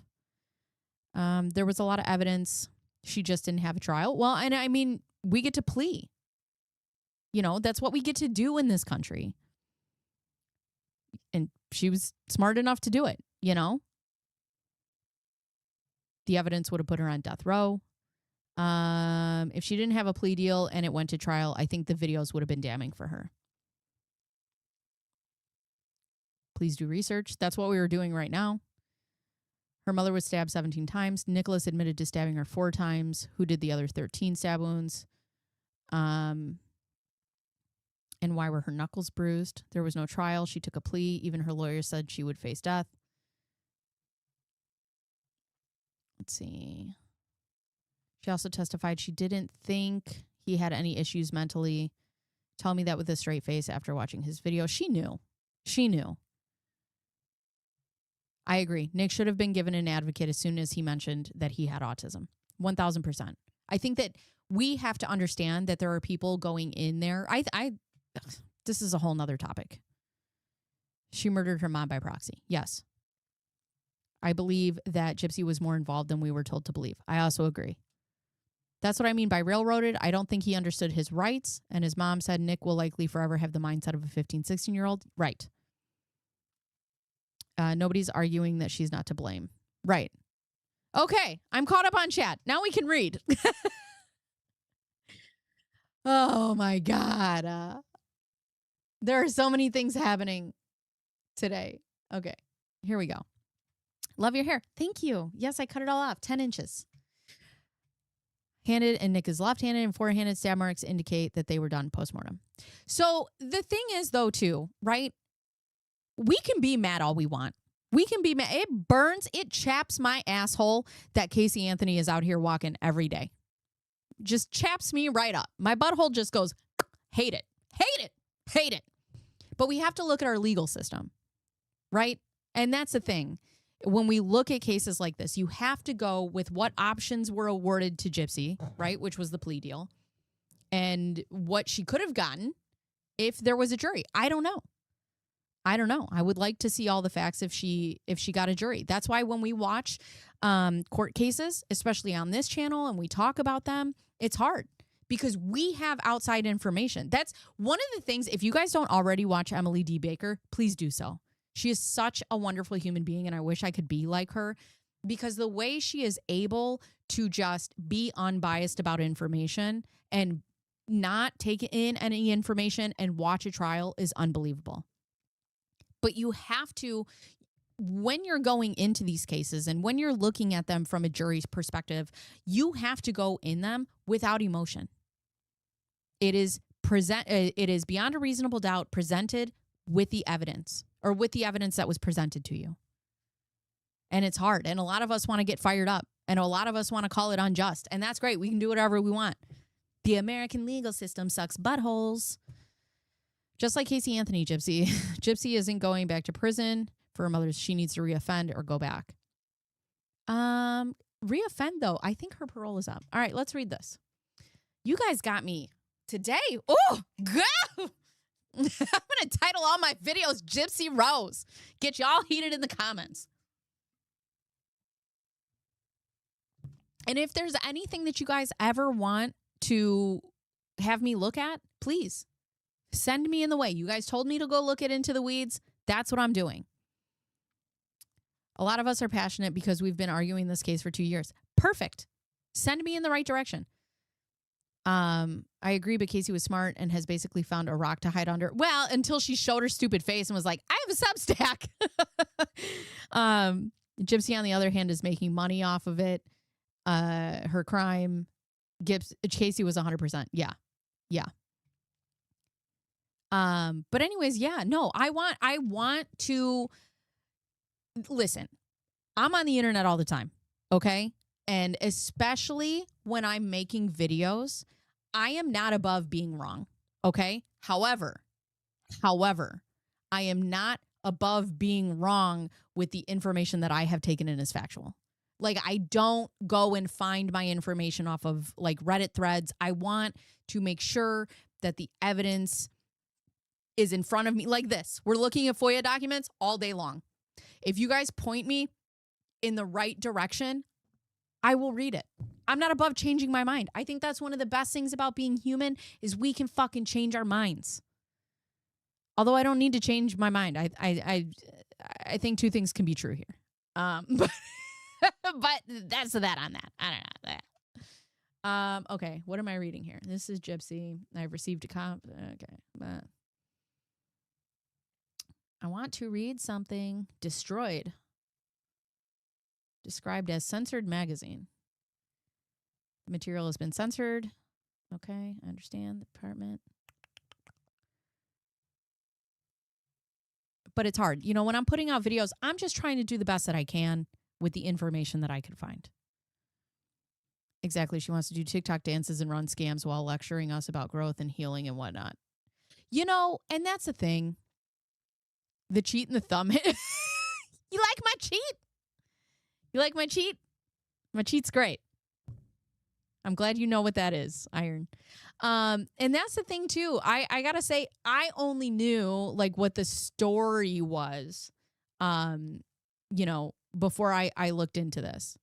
And it's like I wanted to see her do good things with this platform that was bestowed upon her. We're talking about Gypsy Rose Blanchard. I gave you a like. I appreciate anyone being willing to look in the case. I'm not out to change your mind. I'm always curious what others think. Yeah, I mean, whatever. Listen, the reason that I have this channel is because I want to start conversation. Listen, I'm a fucking Gemini, okay? There's two things that I want to do. I want to talk and I want to learn. And I want to learn while talking. Like that is the reason that I was put on this planet. And that's why we're here. And that's why I want to have these conversations. From her start, her older videos go in order. Into the weeds after Becca. Oh, the story, her lawyer. Oh, okay, hold on. So this is her. Somebody said this is her parole. No, not Timu Pikachu. Hi, Mr. Pike. I tried to get you again. It missed you. Okay, so which ones should I read in here then? Hold on. Somebody give me this. Which ones? Medical records. Here we go. Oh my God. Why is that like this? All right. Oh, Jesus Christ. Physical. Okay. Carlos Garcia. MRI of the lumbar spine. With and without contrast. Bilateral leg weakness. Images were obtained prior and administration were also obtained in addition. Okay. Findings. Ends normally at the T12L1 region in this 9-year-old patient. No abnormalities of the nerve roots are detected. No abnormal thickening or abnormal enhancement was visualized post-administration. Of contrast, the nerve roots were normal in appearance. Normal. Okay. Negative MRI of the lumbar spine. Okay, can I just... Hi, Captain. Can I just... I want to talk to you guys about something, okay? We all wanted... We were rooting for you! For real. That's exactly like what it is. Okay, I want to talk to... Okay, I'm going to stop the chat again because I want to talk to you guys about something very serious. Okay? My daughter in 2023 woke up and her eye... in order... Okay, let me show you. And there, I'll get to a point with the story, but I want to tell you something. Okay? My daughter in 2023 woke up and her eye was completely dead. It did not work. It was completely off to the side. We took her to a hospital. The hospital essentially told us, we're sorry, Mom.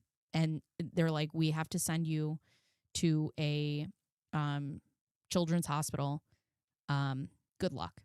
We were not convinced that my daughter was going to make it. Okay. And I want to show you this video or show you this picture so I can show you what we woke up to. Just to explain. So we went to a carnival the night before. The next day we got up and this was my daughter's eye. Where is the picture? And I want to explain something, especially when we're talking about MRIs and why this may hit home for me a little different than maybe everybody else in this chat. So give me 1 second. Let me find the picture. God bless. Oh, I'm in 2022. That's why. Okay. Where is it? May. Here we go. May of 2023. Okay. This is how my daughter woke up at 3 years old. Her eye was completely dead. It was completely black. Okay? Now, this is a 9-year-old child. Okay? As a mother who has put her daughter through, she has now gotten 6 MRIs. Okay? They have to put my daughter to sleep. They have to put her under anesthesia. My daughter has severe medical trauma. She has been poked. She has been prodded. She has been sedated. She has been thing after thing. Okay? A phlebotomist came in and missed her arm, and they had to take 8 vials of blood through her fucking hands. All right? This past year, because we've been working with oncology, this past year, I told the oncologist, because there's a spot in her brain that they don't know what it is. And I told the oncologist it's in a place that if it gets bigger, we will understand, we will know there will be a visible symptom of it. Can we stop fucking doing MRIs? And the doctor's like, I'll meet you halfway. Instead of doing them every 6 months, let's push it out to a year. Because if the spot in her brain inflames and it gets bigger, we will know because it'll push on her third cranial nerve and her eye won't function anymore. With that being said, to put a child through these things and they don't need it is fucking abusive, in my personal opinion. And that's where I got to with my daughter. We were coming back MRI after MRI after MRI that are clean, which is great. Okay. We've been going through 3 years of this fucking shit. Every time I talk to my daughter about seeing the doctor, immediately, are they going to take blood? Are they going to put the mask over my face? Are they going to, her anxiety? She's 6. Okay. And these are things that we have to do to make sure that we can keep her okay. We don't know what the spot is in her brain. We can't fucking figure it out. It's very aggravating. If Dee Dee Blanchard put her daughter through these same things and she didn't need them, it's fucking abusive. And if you have never had a child that's gone through some severe medical issues or serious medical issues, then I don't know if you would understand it the same. And when I'm reading this as an MRI that was normal, and yeah, it might just be like, oh, it's just an MRI. Like, yeah, but you got to remember, like, these are fucking kids. And like, that's the thing that I look at when I see this about, like, and I equate it to my own daughter. I have a hard time putting my daughter through the medical system and doing all of these things. And we're doing it so we can make sure that she's okay because she has a legitimate issue. I cannot imagine doing that to my daughter and she doesn't have a medical issue. Do you see what I'm saying? Seems like I have a lot of catching up to do. A Libra here. Hi. Terrifying. It's terrifying. It's terrifying. And let me explain something to you guys as well, okay?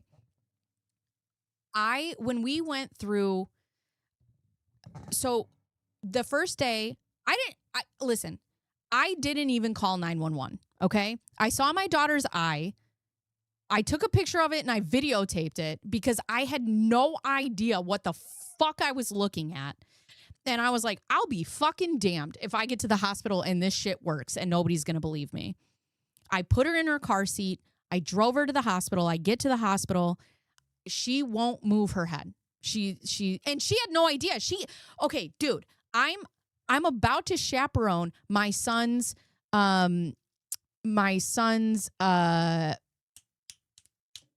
field trip. Okay. I'm about to chaperone my son's field trip. We're going to the zoo. Everybody's great. I'm packing a lunch. My daughter comes out and she goes, "Hey, Mom." And I go, "Hey, oh my God." Like in my head, I'm like, what the fuck am I looking at?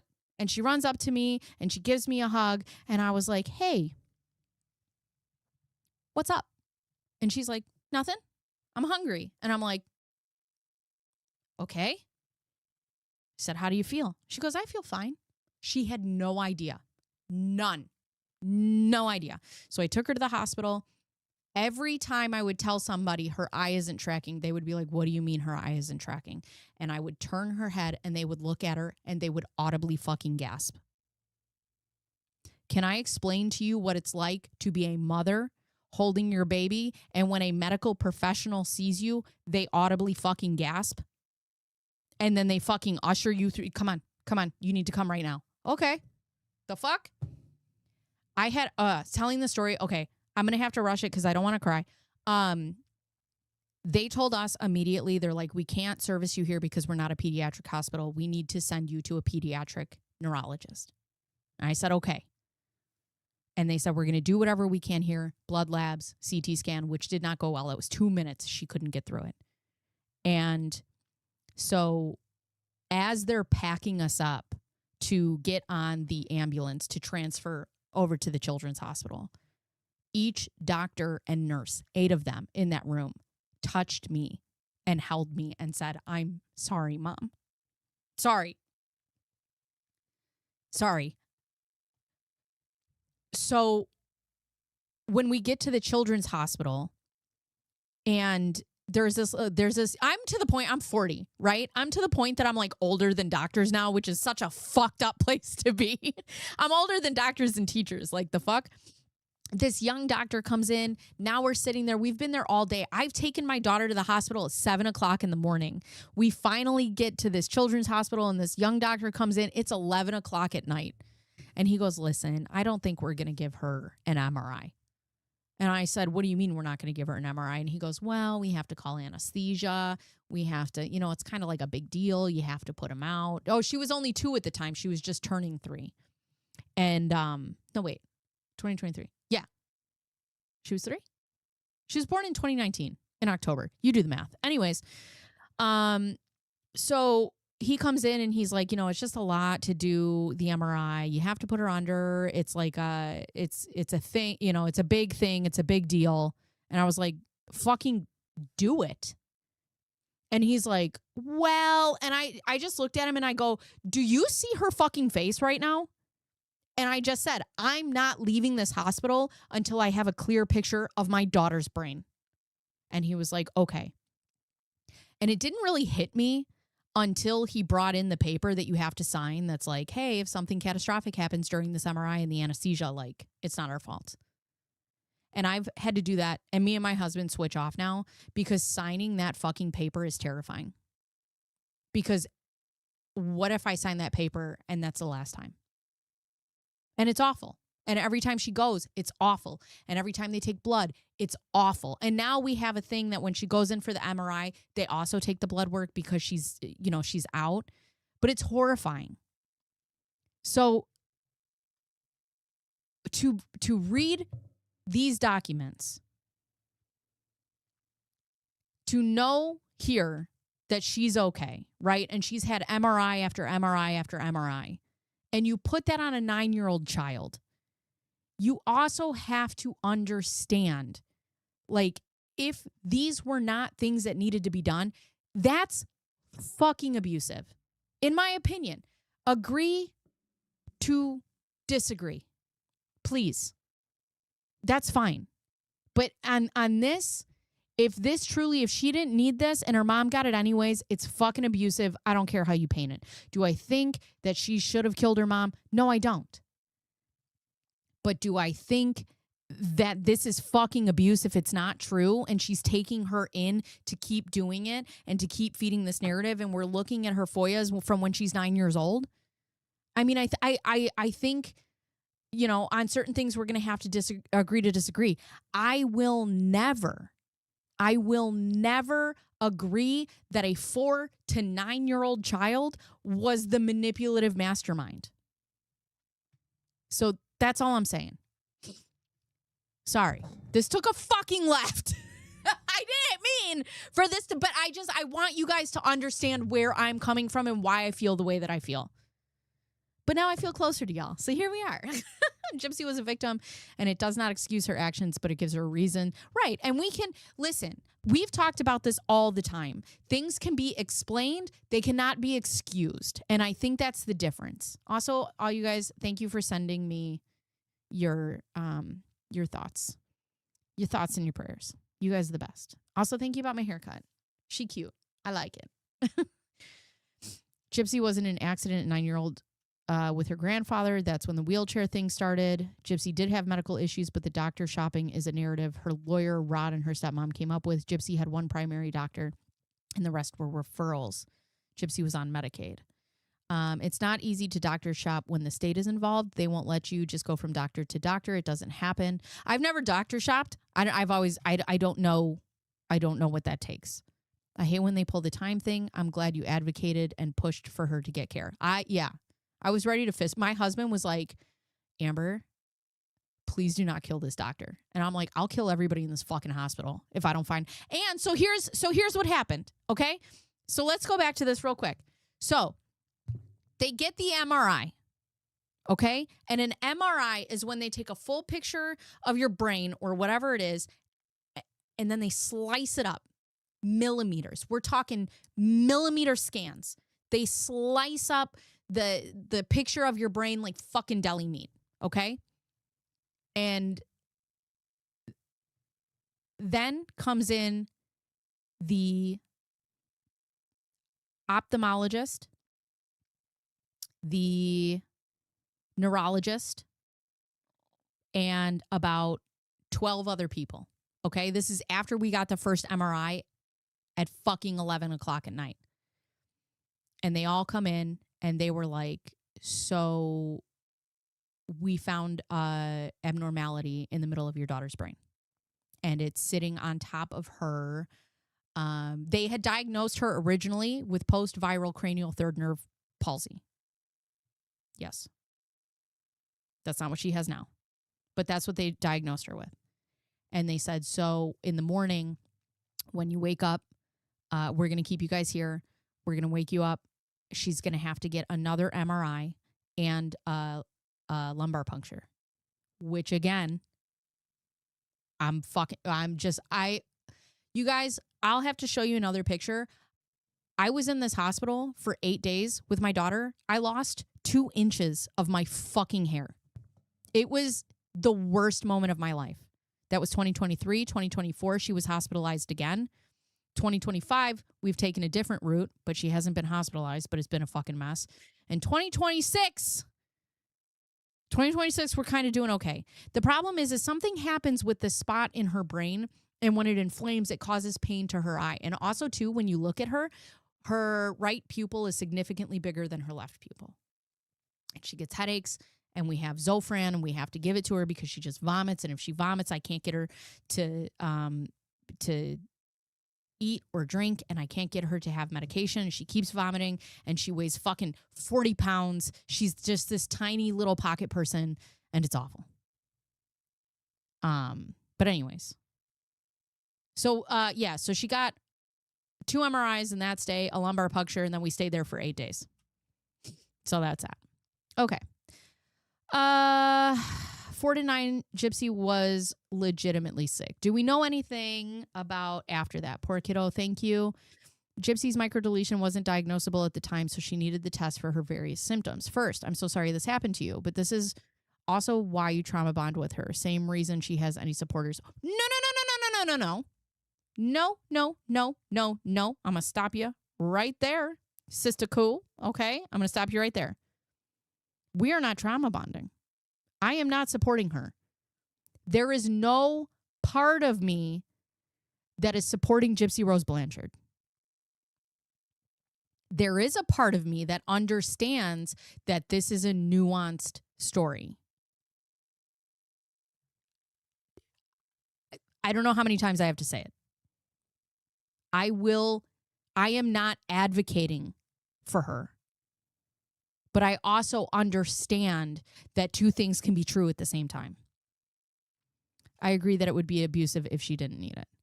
She had 1 MRI, not dozens, after an accident she was involved with on a motorcycle at 9, when she was in a wheelchair, not at 6. A wheelchair as medical equipment ordered by a doctor. Okay, well, we're only going through the first one.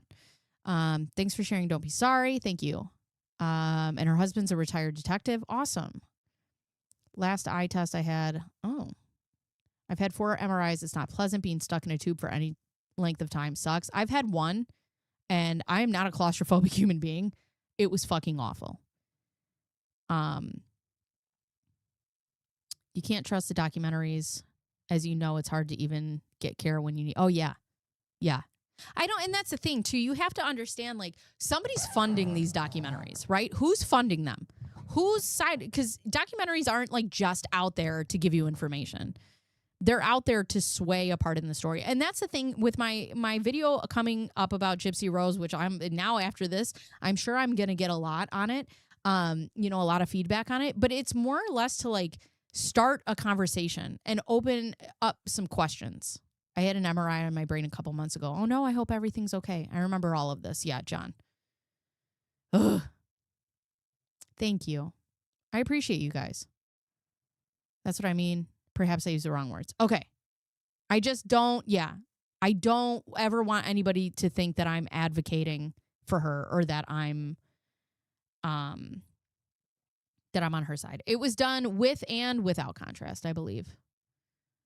Yeah, with and without MRI, L-spine, with and without contrast. Ran before. I did watch that one. That one was interesting. I had a lot of takeaways on that one too. Oh, thank you. She's great. And you know what? It's hard too because like she's doing so good. Every day at as her mom, I'm always looking at her and I'm like, I check. Like, can you? And she's like, Mom, I'm okay. You're just kind of waiting for the other shoe to drop. So, okay. So we have this. So she has a negative MRI. Does it say why? Like, I know you guys said why she was in here, but it doesn't say like why due to what. I guess not. All right. So we have this. Then we have this. What's this one? Let's see. I think this is from the same one. MRI L-spine with and without contrast. Same thing. Okay. All right. Then we have this. What is this one? C-spine with and without contrast. Findings. This is compared to a previous examination dated on 10/27 of 2000. The spinal cord was normal. No focal or diffuse abnormalities were detected. The cerebral oh God, you guys are going to ask me to read this fucking shit. The cerebellar tonsils were normally situated. No abnormal enhancement was detected. The vertebral bodies were also normal in appearance with no focal or diffuse abnormality visualized. Disc spacing was within normal limits. No abnormalities of the surrounding soft tissues were detected. Negative MRI of the cervical spine. So there's 2 now negative MRIs. Her lawyer became her manager after she... Shut up! He did? That's some Jose Baez type shit. All right, let's see. Oh, this is the same thing, I think. Yeah, that's just the end of this. Okay. So there's 2 negative MRIs.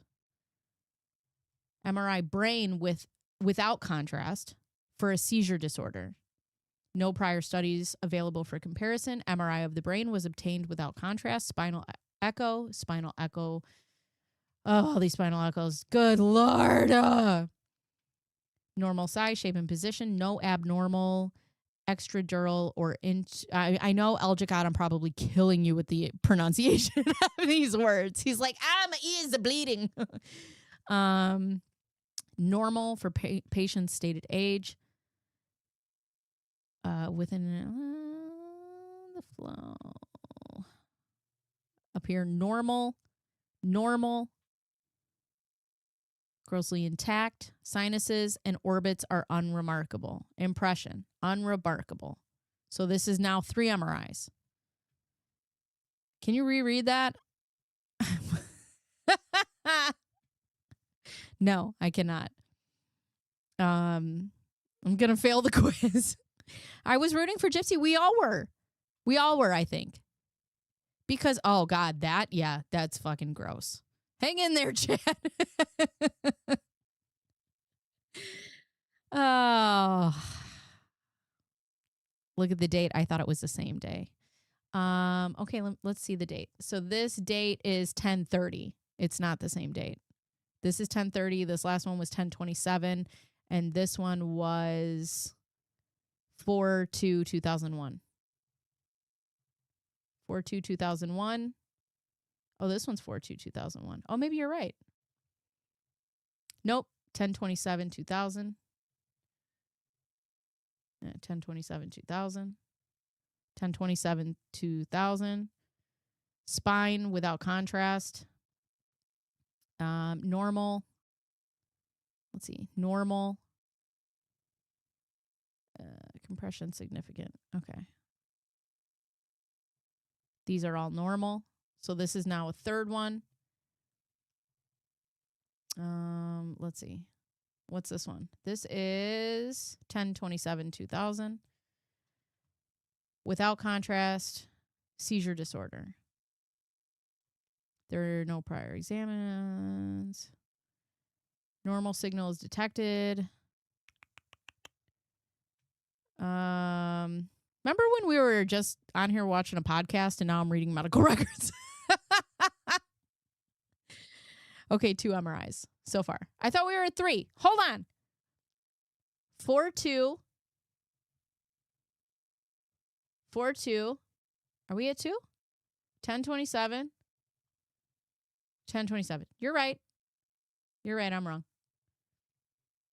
10/27. Seizure disorder. Unremarkable. Normal signal. Okay. This is normal. There's 2. 10/20. Oh, that's the same one. Okay, what is this one? 10/27. Lumbar. No prior examinations available for comparison. Normal signal is detected. All right. Normal.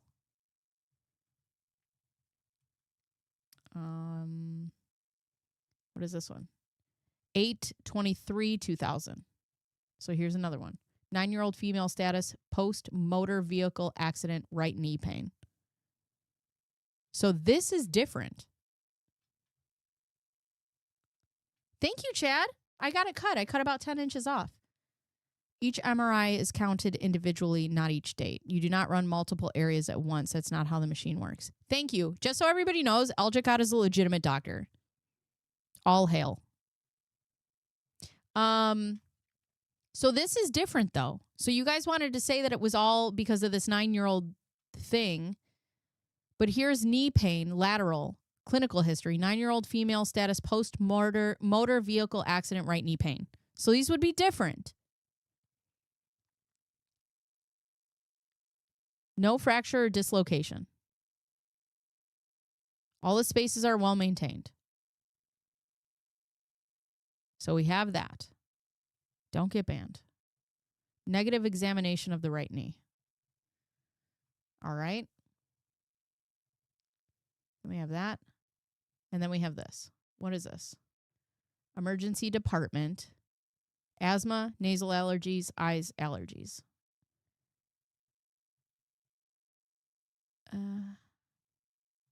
Zyrtec. All right. That's it.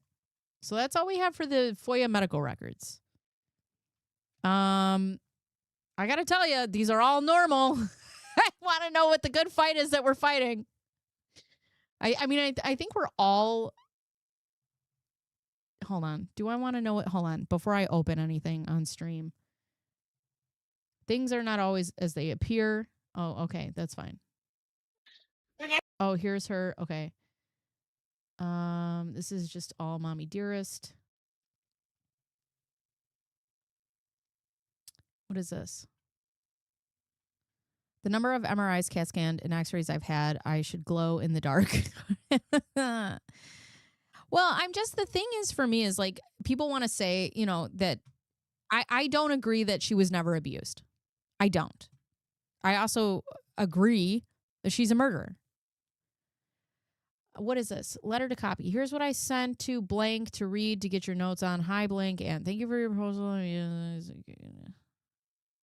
Before I got my own review of it. I don't know what this is. Def some Jose Baez. Mike Scamfield is questionable. He was on her Lifetime show. Yeah, everybody's just out taking a fucking check, man. It's so weird. What is this? See, okay. Her mom at this point is actively shaving her head. Like, she is a child at this point. So, I mean, you guys can be mad at her because she murdered her mom all day long. I'm not saying, like, but you can't deny that at one point while this is all going on, she was a child. And that she was raised in this environment.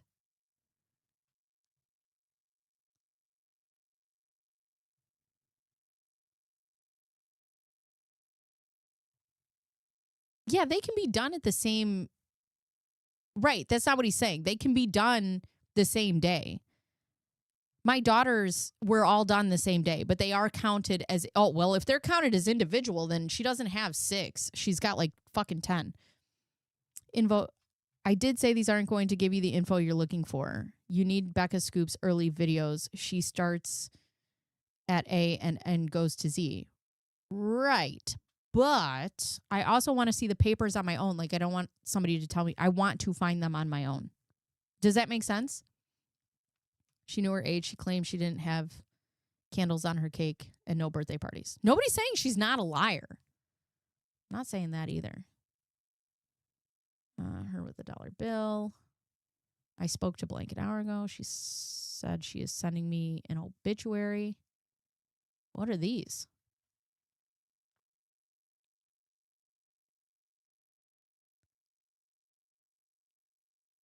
They both shaved their heads for cancer. Yeah, well, if that's the case, then my daughter has like more than 6 MRIs. I've always counted them as one. YouTube channel, True Crime with Somebody. Is a member of the Blank Facebook friends. She makes slandered assumptions on her YouTube channel that I used to sneak out. Absolutely not true. Oh. Who's she trying to take down? You need to have 2 years to put this together on your own. I'm serious. I got the time. Let's go. Are easy to get unnecessary procedures and tests for because they are hard to induce. Scans and tests waiting for the seizure to happen, absent seizures especially. And then it's giving your high intelligence. Thank you.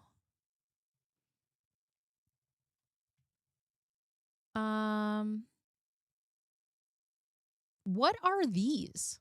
These are just pictures, but what are they of? They don't say. I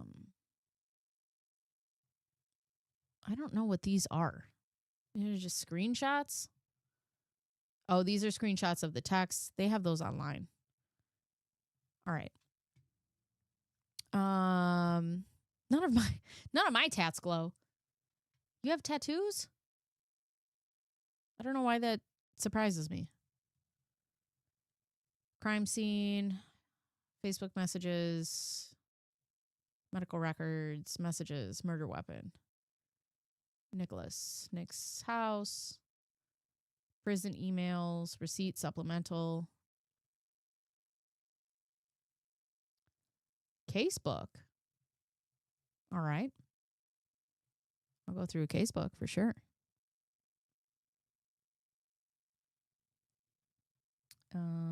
Let's see what they got in here. All right. Whoa. Why does it do that to me? Dee Blanchard, found deceased, and her 23-year-old biological daughter, Gypsy, was reported missing. Several of the neighbors who were concerned. Okay, we know that. Has not been seen from or heard from. Okay, we know that. Several of the local hospitals checked. We know that. We know about the Facebook posts. Friends and neighbors advised law. I mean, that should have been the first indicator. Like, and she wrote all of these. But, you know, some of us, like myself, were like, we were rooting for you. I need to put that Tyra Banks. We were all rooting for you.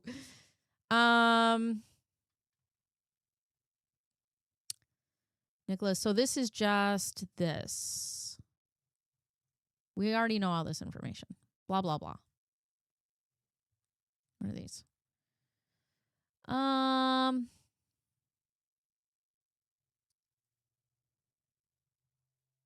not been seen from. We know all of that. Entered as missing. And then they find Gypsy. Concerned because in posts. Okay, we got that. There was a burglary. Also, too, it's not lost on me that Gypsy Rose Blanchard pulled a gun on her mom, thinking it was real, and it was actually a BB gun.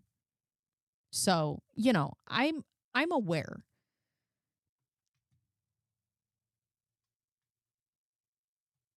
for at least part of her life. Yes, thank you. All right, so what are these?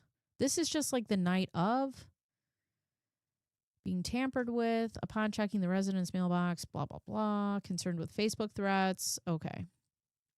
We already know all of this. I know all I need to know up until they find them. There's no perfect victim. So yes, Dee Dee was a victim, but she was also atrocious. Right.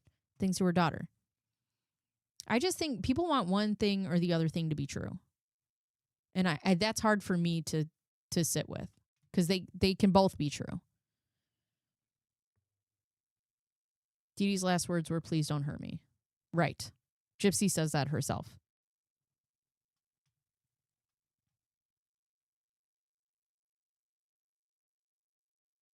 You know, it's interesting, though. Like, we have this conversation. It's interesting, though, that we're able to give Dee Dee victimhood, but not Gypsy. Why can't Dee Dee be an abuser and also a victim? And Gypsy can be a victim and then also a murderer. You're really diving in bacon and it's fun. Is it? Is it, Chad?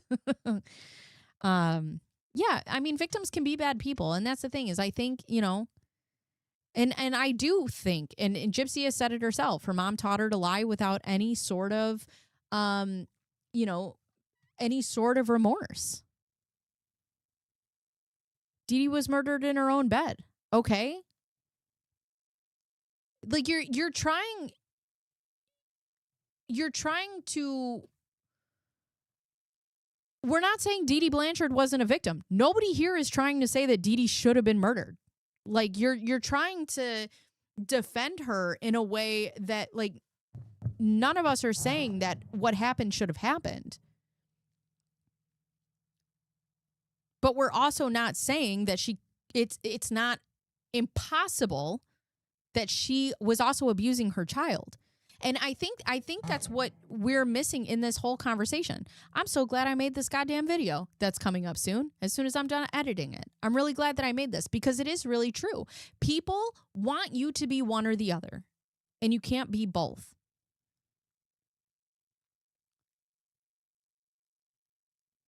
Gypsy and her dad say Dee Dee got what she deserved. Dee Dee's whole family, her dad, her stepmom, her nephew, her siblings, her whole family says that she got what she deserved. They all say it. And I got to tell you, if you got a problem with 10 people and 10 people got a problem with you, you got to look at the common denominator here. Right? I mean, I don't understand why you're defending Dee Dee so hard. Okay, so we're saying the same thing. Right, Gypsy, okay, listen, we're all saying Gypsy should have just left. We're all saying that. We're all saying that. Nobody advocates murder over here. We don't advocate for it.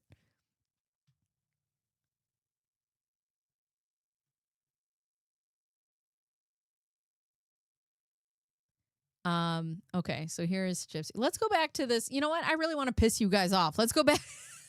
Let's go back. I want to make you guys even more mad. Let's listen to this podcast. You guys are going to hate me by the end of this. Where's the proof Dee Dee poisoned her family? Show me FOIAs like we just looked at the FOIAs though. Where are the other FOIAs? Let me see. Google. All right, Gypsy Rose FOIAs.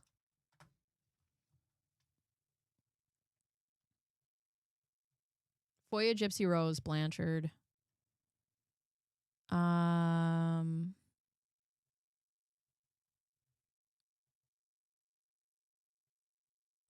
So they say Into the Weeds podcast. Is that the only thing that's out?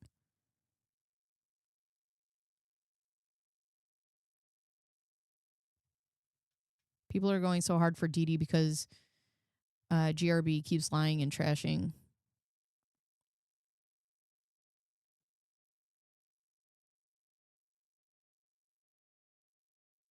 Oh, you're talking about the videos. They were in contact for years leading up to 2 days before. Who, her and Rod?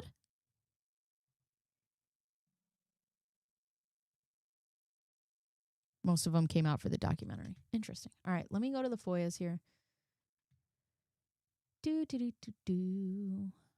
Panels. Freedom of Information Act. What are the videos?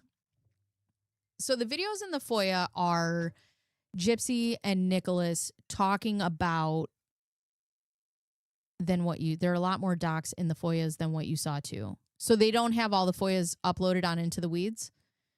I'm scared that Gypsy's gonna block me on Instagram. So what is it in the videos that show you more information? Because in my opinion, the text messages and the social medias and the emails, like all of that's enough to know that Gypsy was absolutely a part of this. So he could claim Gypsy on his taxes. Yes, her and Rod. Dee Dee sent him tax info. So they're all a bunch of scammers. This does not shock me. Like this is not shocking information.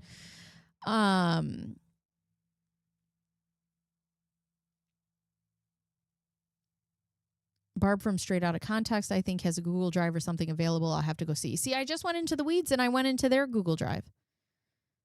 Her and Rod were in constant contact on Facebook. Messages were just, here. That was just here. Hold on, let me go here. We can go into the Facebook messages. Into the weeds. We'll go back there. We'll go into the FOIAs.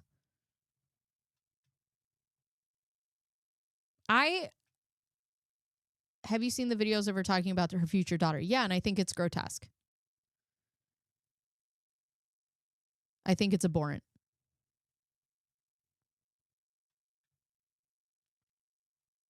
Hi, Kayla. I gifted out memberships today, and it just randomly picks.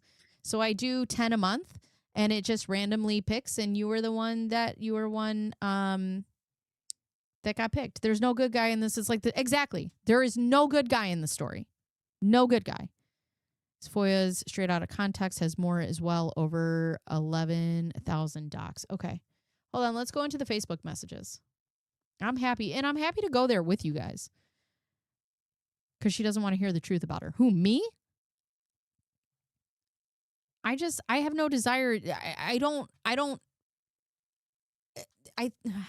I'm done explaining myself. People are thinking she was a kid the whole time. No. Not I. But her family does come out and say that once you're right. It picks anyone except me. She was a whole ass adult. See, I'm done arguing. Here we go. Facebook messages. Here we go. Videos in chronological order too. Okay. Well, let's just look at some of these things. All right. So here's Dee Dee. The bitch is dead. Yeah. Bitch is dead. Okay. She wrote all of these.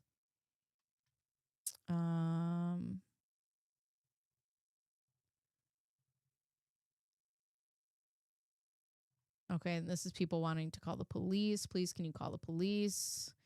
Call the police. All right, let's go to Facebook messages. And also, these have been out. These are not new. Hold on.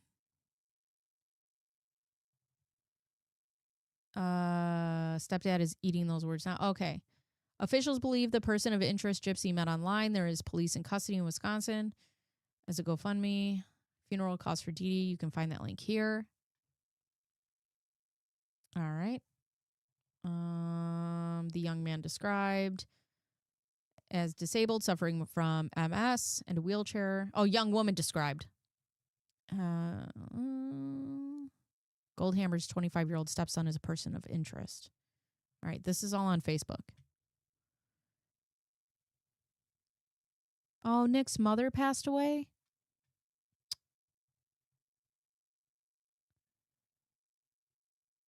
If Jip wasn't in our faces all the time clowning us every day, we wouldn't be going. The fact that he's clowning. I love that. I'm going to start using that term. Don't be clowning us. And proof of what she did. I got to agree with you. I don't like that she comes out and she says that, hi, Petri dishes.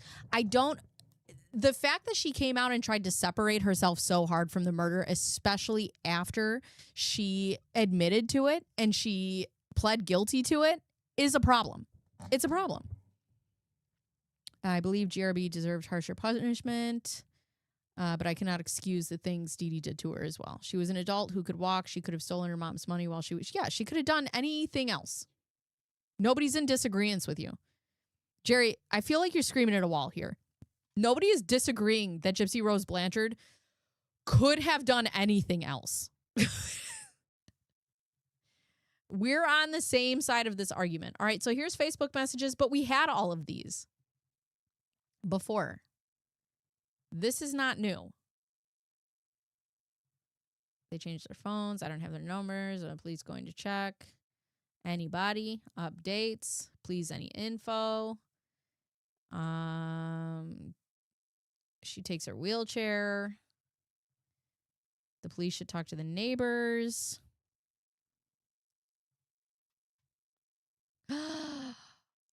Where did she say this? Because that's awful. Right. Nobody's disagreeing. Nobody's disagreeing.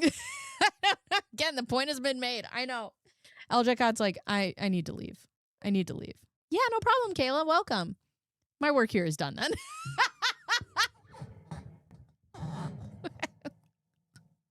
I love my work here is done. As long as you know everything Gypsy has said is either an outward lie or questionable. Yeah. Yeah. Yes. See. I don't know how many languages I got to say it in. Medical records. What are these messages to her neighbor? How have you been? Okay. I don't know. It's my personal account. My mom is still overprotective, so she doesn't know about this count. Anyway, I'm doing great. Still live at my house. It's pink now. I've often wondered how you've been after you left home. I am satisfied. Jerry can go to bed now and start a new day.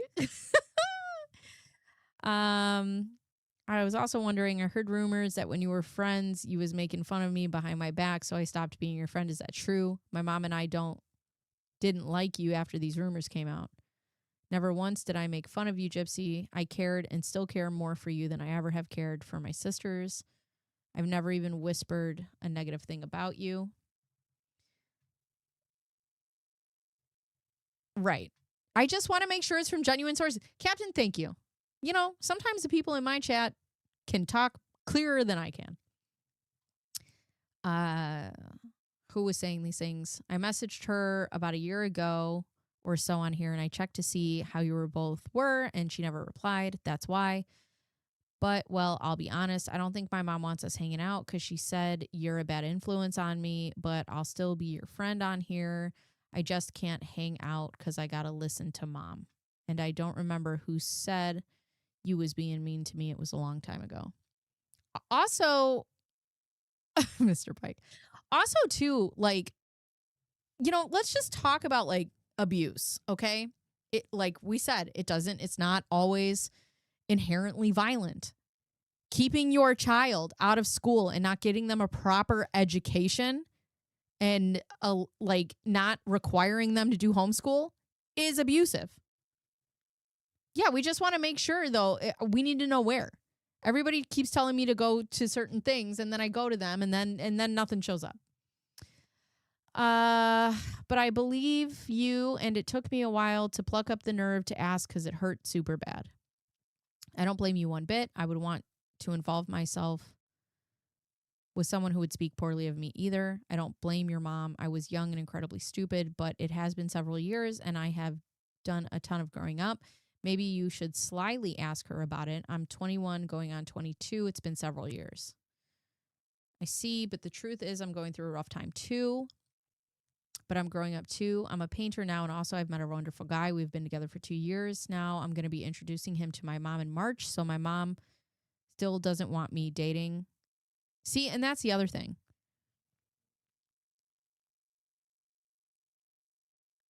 If you absolutely throw away the documentaries and everything you've learned from them and start over, you get the truth. You can tell in these text messages. Do you not think that's abusive behavior? She's in her 20s. She can't fucking date anybody because she's under the thumb of her mother. Like, I don't understand how. Oh, no. Jerry, we're just trying to give you shit. No. We are very sarcasm here. Sarcasm. We are sarcasm. No. We're just playing with you. But I don't understand how you can look at these and like, she can't have a boyfriend. She can't have friends. She can't hang out. Like, is that round one? Fight. She went to school until behavioral issues got her removed and she was enrolled in homeschooling program. There was proof found in the home.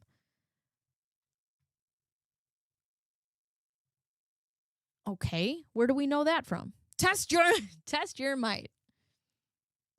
Her mom didn't want her running off with 50-year-old men. I mean, who does? Oh, wait. Where? I missed this one. March.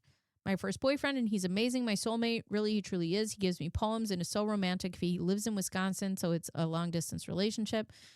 My older cat, the calico, passed away in December, but we got a new one. Kitty Sweetie Pie. She's white with 2 black heart-shaped spots on her back. Her mom was not okay with Nick. Her mom freaked out. They went to the movie theater, and her mom lost her fucking mind. She was running around with 50-year-old men. She didn't have a problem with Nick, who was more age appropriate. Where are these 50-year-old men?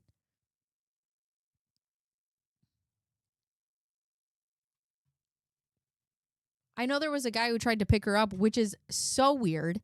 He tried to pick her up when she was like 15. We all go through rough times. I'm going to take my time. I'm going to go eat and get back on later. Thanks. All right. I'm 18. Nick, my boyfriend, is 24. We met on a Christian singles site, and what made me fall for him was when I told him I was in a wheelchair and I've got medical issues, and I was bracing myself for him to be like other guys. I was expecting him to either pity me or say, oh, goodbye. But his response was, I don't care about that. You're an angel in my eyes. You're perfect. That melted my heart. And after 3 days of talking, something just connected. We started being a couple a few days later, and in the first year was fantastic, but we had a bit of trouble with his exes wanting to break. And let me ask you guys a general question. Do you guys think you would be less mad if she wasn't out here clowning? No, Mr. Pike. Mr. Pike, they can't. You can't, for sure. She tracked down the proof of her schooling. Okay, that's not true. Dee Dee let them sit together and let them go to the bathroom without her. Nick also said Dee Dee was nice to him. But then it all fell apart. And then she wouldn't let her see him again. They both said that, her and Nick. We rarely argue. If we do, it's because I'm being insecure and downing myself. I get that way during sensitive. I got a man, the unreal kind of way. Okay, blah, blah, blah. All right, these are just all about Nick.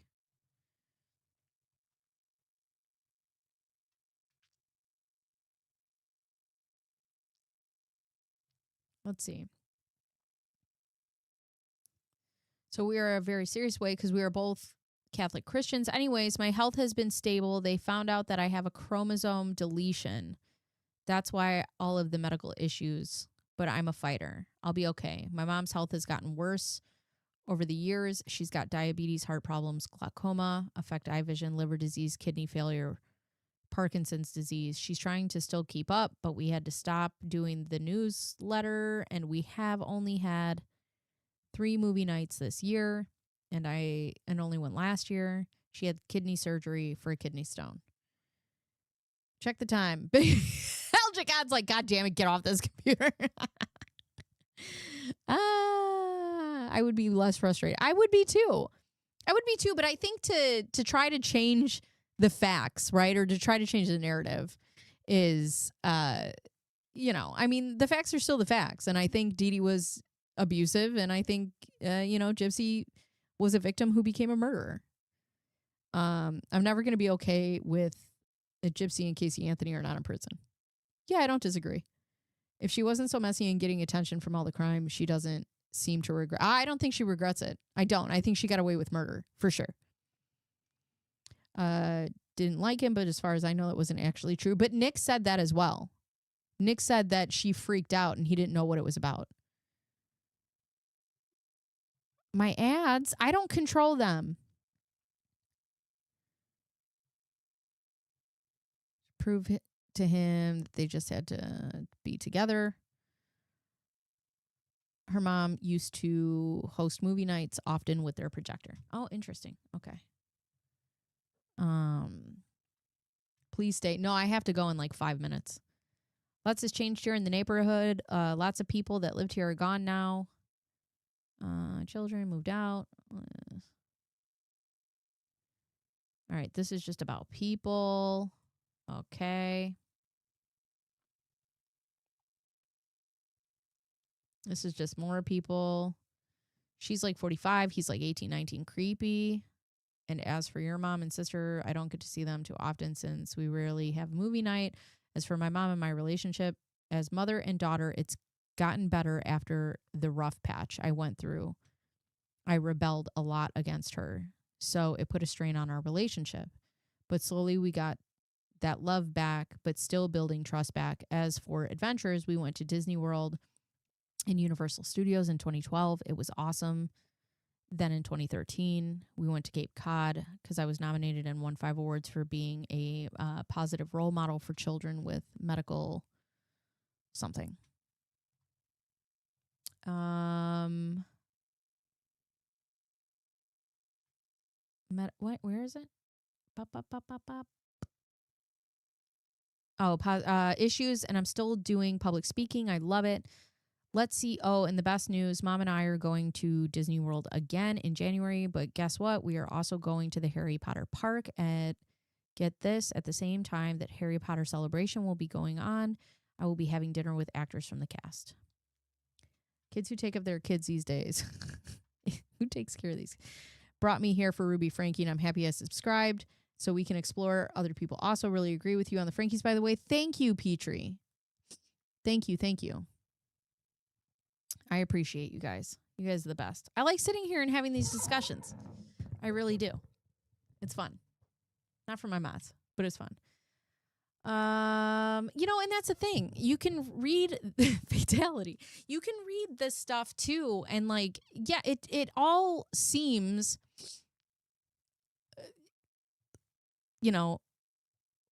she blames a 13-year-old girl for getting trafficked by an older guy, calling her, saying she deserved what she got. Yeah, again, nobody's saying that she's not a terrible human being. Like, nobody's arguing that. That's a lot going on. This is from this girl. This is from this girl. This girl. Great guys. Nick and I are planning Cinderella. So very excited. Research on YouTube, how to kiss. We just leave the live running while you go. Just do it. Merch. I got to see who wins. Nobody wins. Everybody loses when we talk about Gypsy Rose Blanchard. Everybody loses. At the movies, my mom is going to come with me, of course. So, the plan is Mom and I can go to the theater. Nick will get there early, so I'll meet up with him in the lobby, take our first pic as a couple. Then we have our first kiss. Then I'll just say, hey, Mom, I made a new friend. We trade phone numbers, keep in touch. And then he will ask my mom's permission to court me. Then I'm betting she'll say okay, since he is respectable. Then he can visit more once he already bought the ring. It's beautiful. So sometime in 2016, proposal happens. I say yes. We plan to marry and we hope to buy land and live in a smaller home, but then we live happily ever after. As for work, he and I started a jewelry business called Ruby Emerald Creations because I also make jewelry. You just don't realize how horrible until you see all the evidence. Yeah, I guess that doesn't matter to me, right? Like, I think she's a horrible person, and I think she should still be in prison. But and I guess that's the thing with the videos for me, right? Like, I don't need you to prove to me that she's even a worse person. Like, I already think she's a piece of shit. Like, you're at that point, right? You're singing to the choir here. I don't need to know, like, I don't need to go that extra step. She's a piece of shit. We get it. Like, that's like if you were to tell me something about Chris Watts. Yeah, I already know he's a piece of shit. Or if you were to tell me something that, like, Casey Anthony said, there's nothing that you're going to say to me and nothing that you're going to show to me that's going to make me think lower of this person than I already do. However,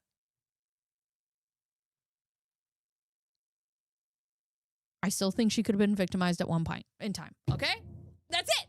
That's all I'm saying. You guys can throw your fucking punches and you're going to say what you're going to say, but that's all I'm saying. That's all I'm saying. Right. She's not going to win points with me. There's never going to be a time where Gypsy says something. If it was, you know what? Hi, Pina. Life will find a way. But that claim was also Nick. Nick also said that. So it's not just Gypsy. And that's the thing. Listen, we were all fed a narrative before Gypsy got out of jail. You know what? No, I'm not doing this with you. I'm not giving away my whole damn fucking video before I release it. You guys will just have to watch it. And we'll just have to agree to disagree. But that's the thing. I don't need to watch the videos. You don't need to prove to me any more than I think that she was involved in the murder of her mom. You don't need to prove to me anymore that she's a piece of shit. Like, I don't. Perfect example. Another example. What's her name? Woman, Eileen Wuornos. Okay? Eileen Wuornos, murderer. Also, victim. Do we see how this works?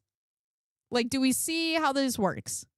You're not going to give me any more. I'm not going to take in any more information that makes me think that she is less deserving of what's happening. Which is, I'm so glad I did this live today because, like, this has just opened my eyes because, like, people are so mad about this. So mad about this. And, like, that's the thing is, like, we're all sitting in this chat having the same argument. We're having and that's the thing is, like, but even if you don't see it the same way as somebody else, like, somebody's still way more mad. I have seen enough information that tells me that Gypsy was in on killing her mom and should have served more time than second-degree murder. So, like, but the thing is like, people want you to be as mad as they are. They just want you to be as fucking mad. I'm just not there. Mostly because what I've seen is enough. I'd be happy. I do have to say, like, platforming her and idolizing her the way people did is fucking weird. It's weird. So weird. She took advantage of him. It's hard. Right. Yes. Yes. See, you guys all agree. Look at me in my little echo chamber. It's not just about Gypsy as a person. It's the fact that she convinced people that claims are facts. The only person who ever asserted that Dee Dee hated Nick was Gypsy. Okay, that's not true because Nick did say it himself in an interview. Yeah.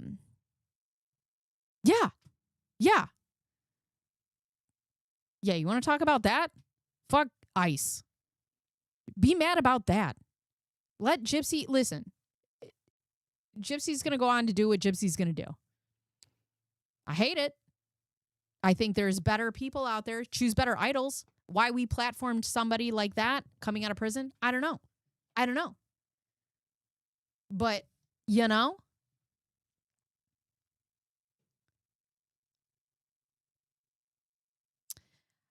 what's your take on her having a podcast claiming to be a Christian and wanting to talk to people about surviving abuse?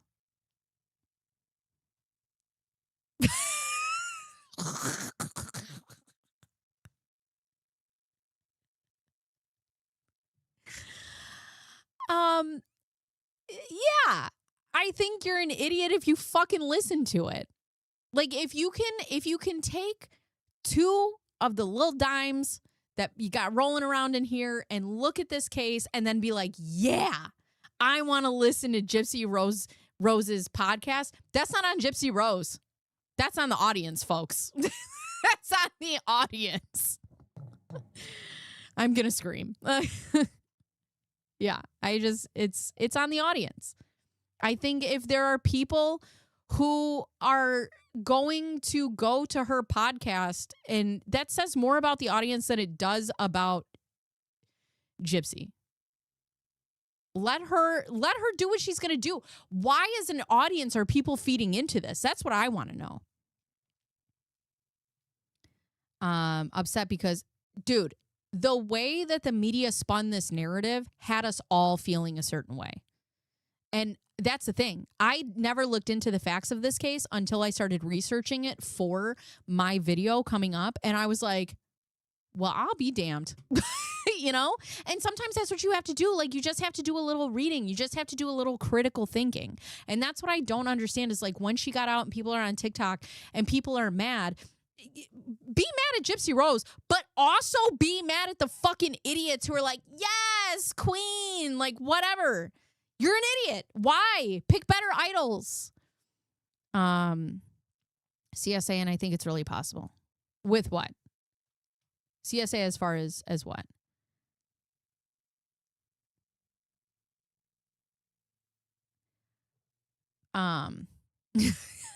Guys. I fear. Yeah, I don't know. I think some people are just so mad about this situation that they want you to be as mad as they are. And that's it. I never did because I didn't watch any of the docs. They stuck to the news and what typical of someone who commits matricide. Interesting. I'm new to the community. Love you guys. I'm happy to have you, Petrie. I love your name too, by the way. Petrie Dishes. I like it a lot. Touchdown.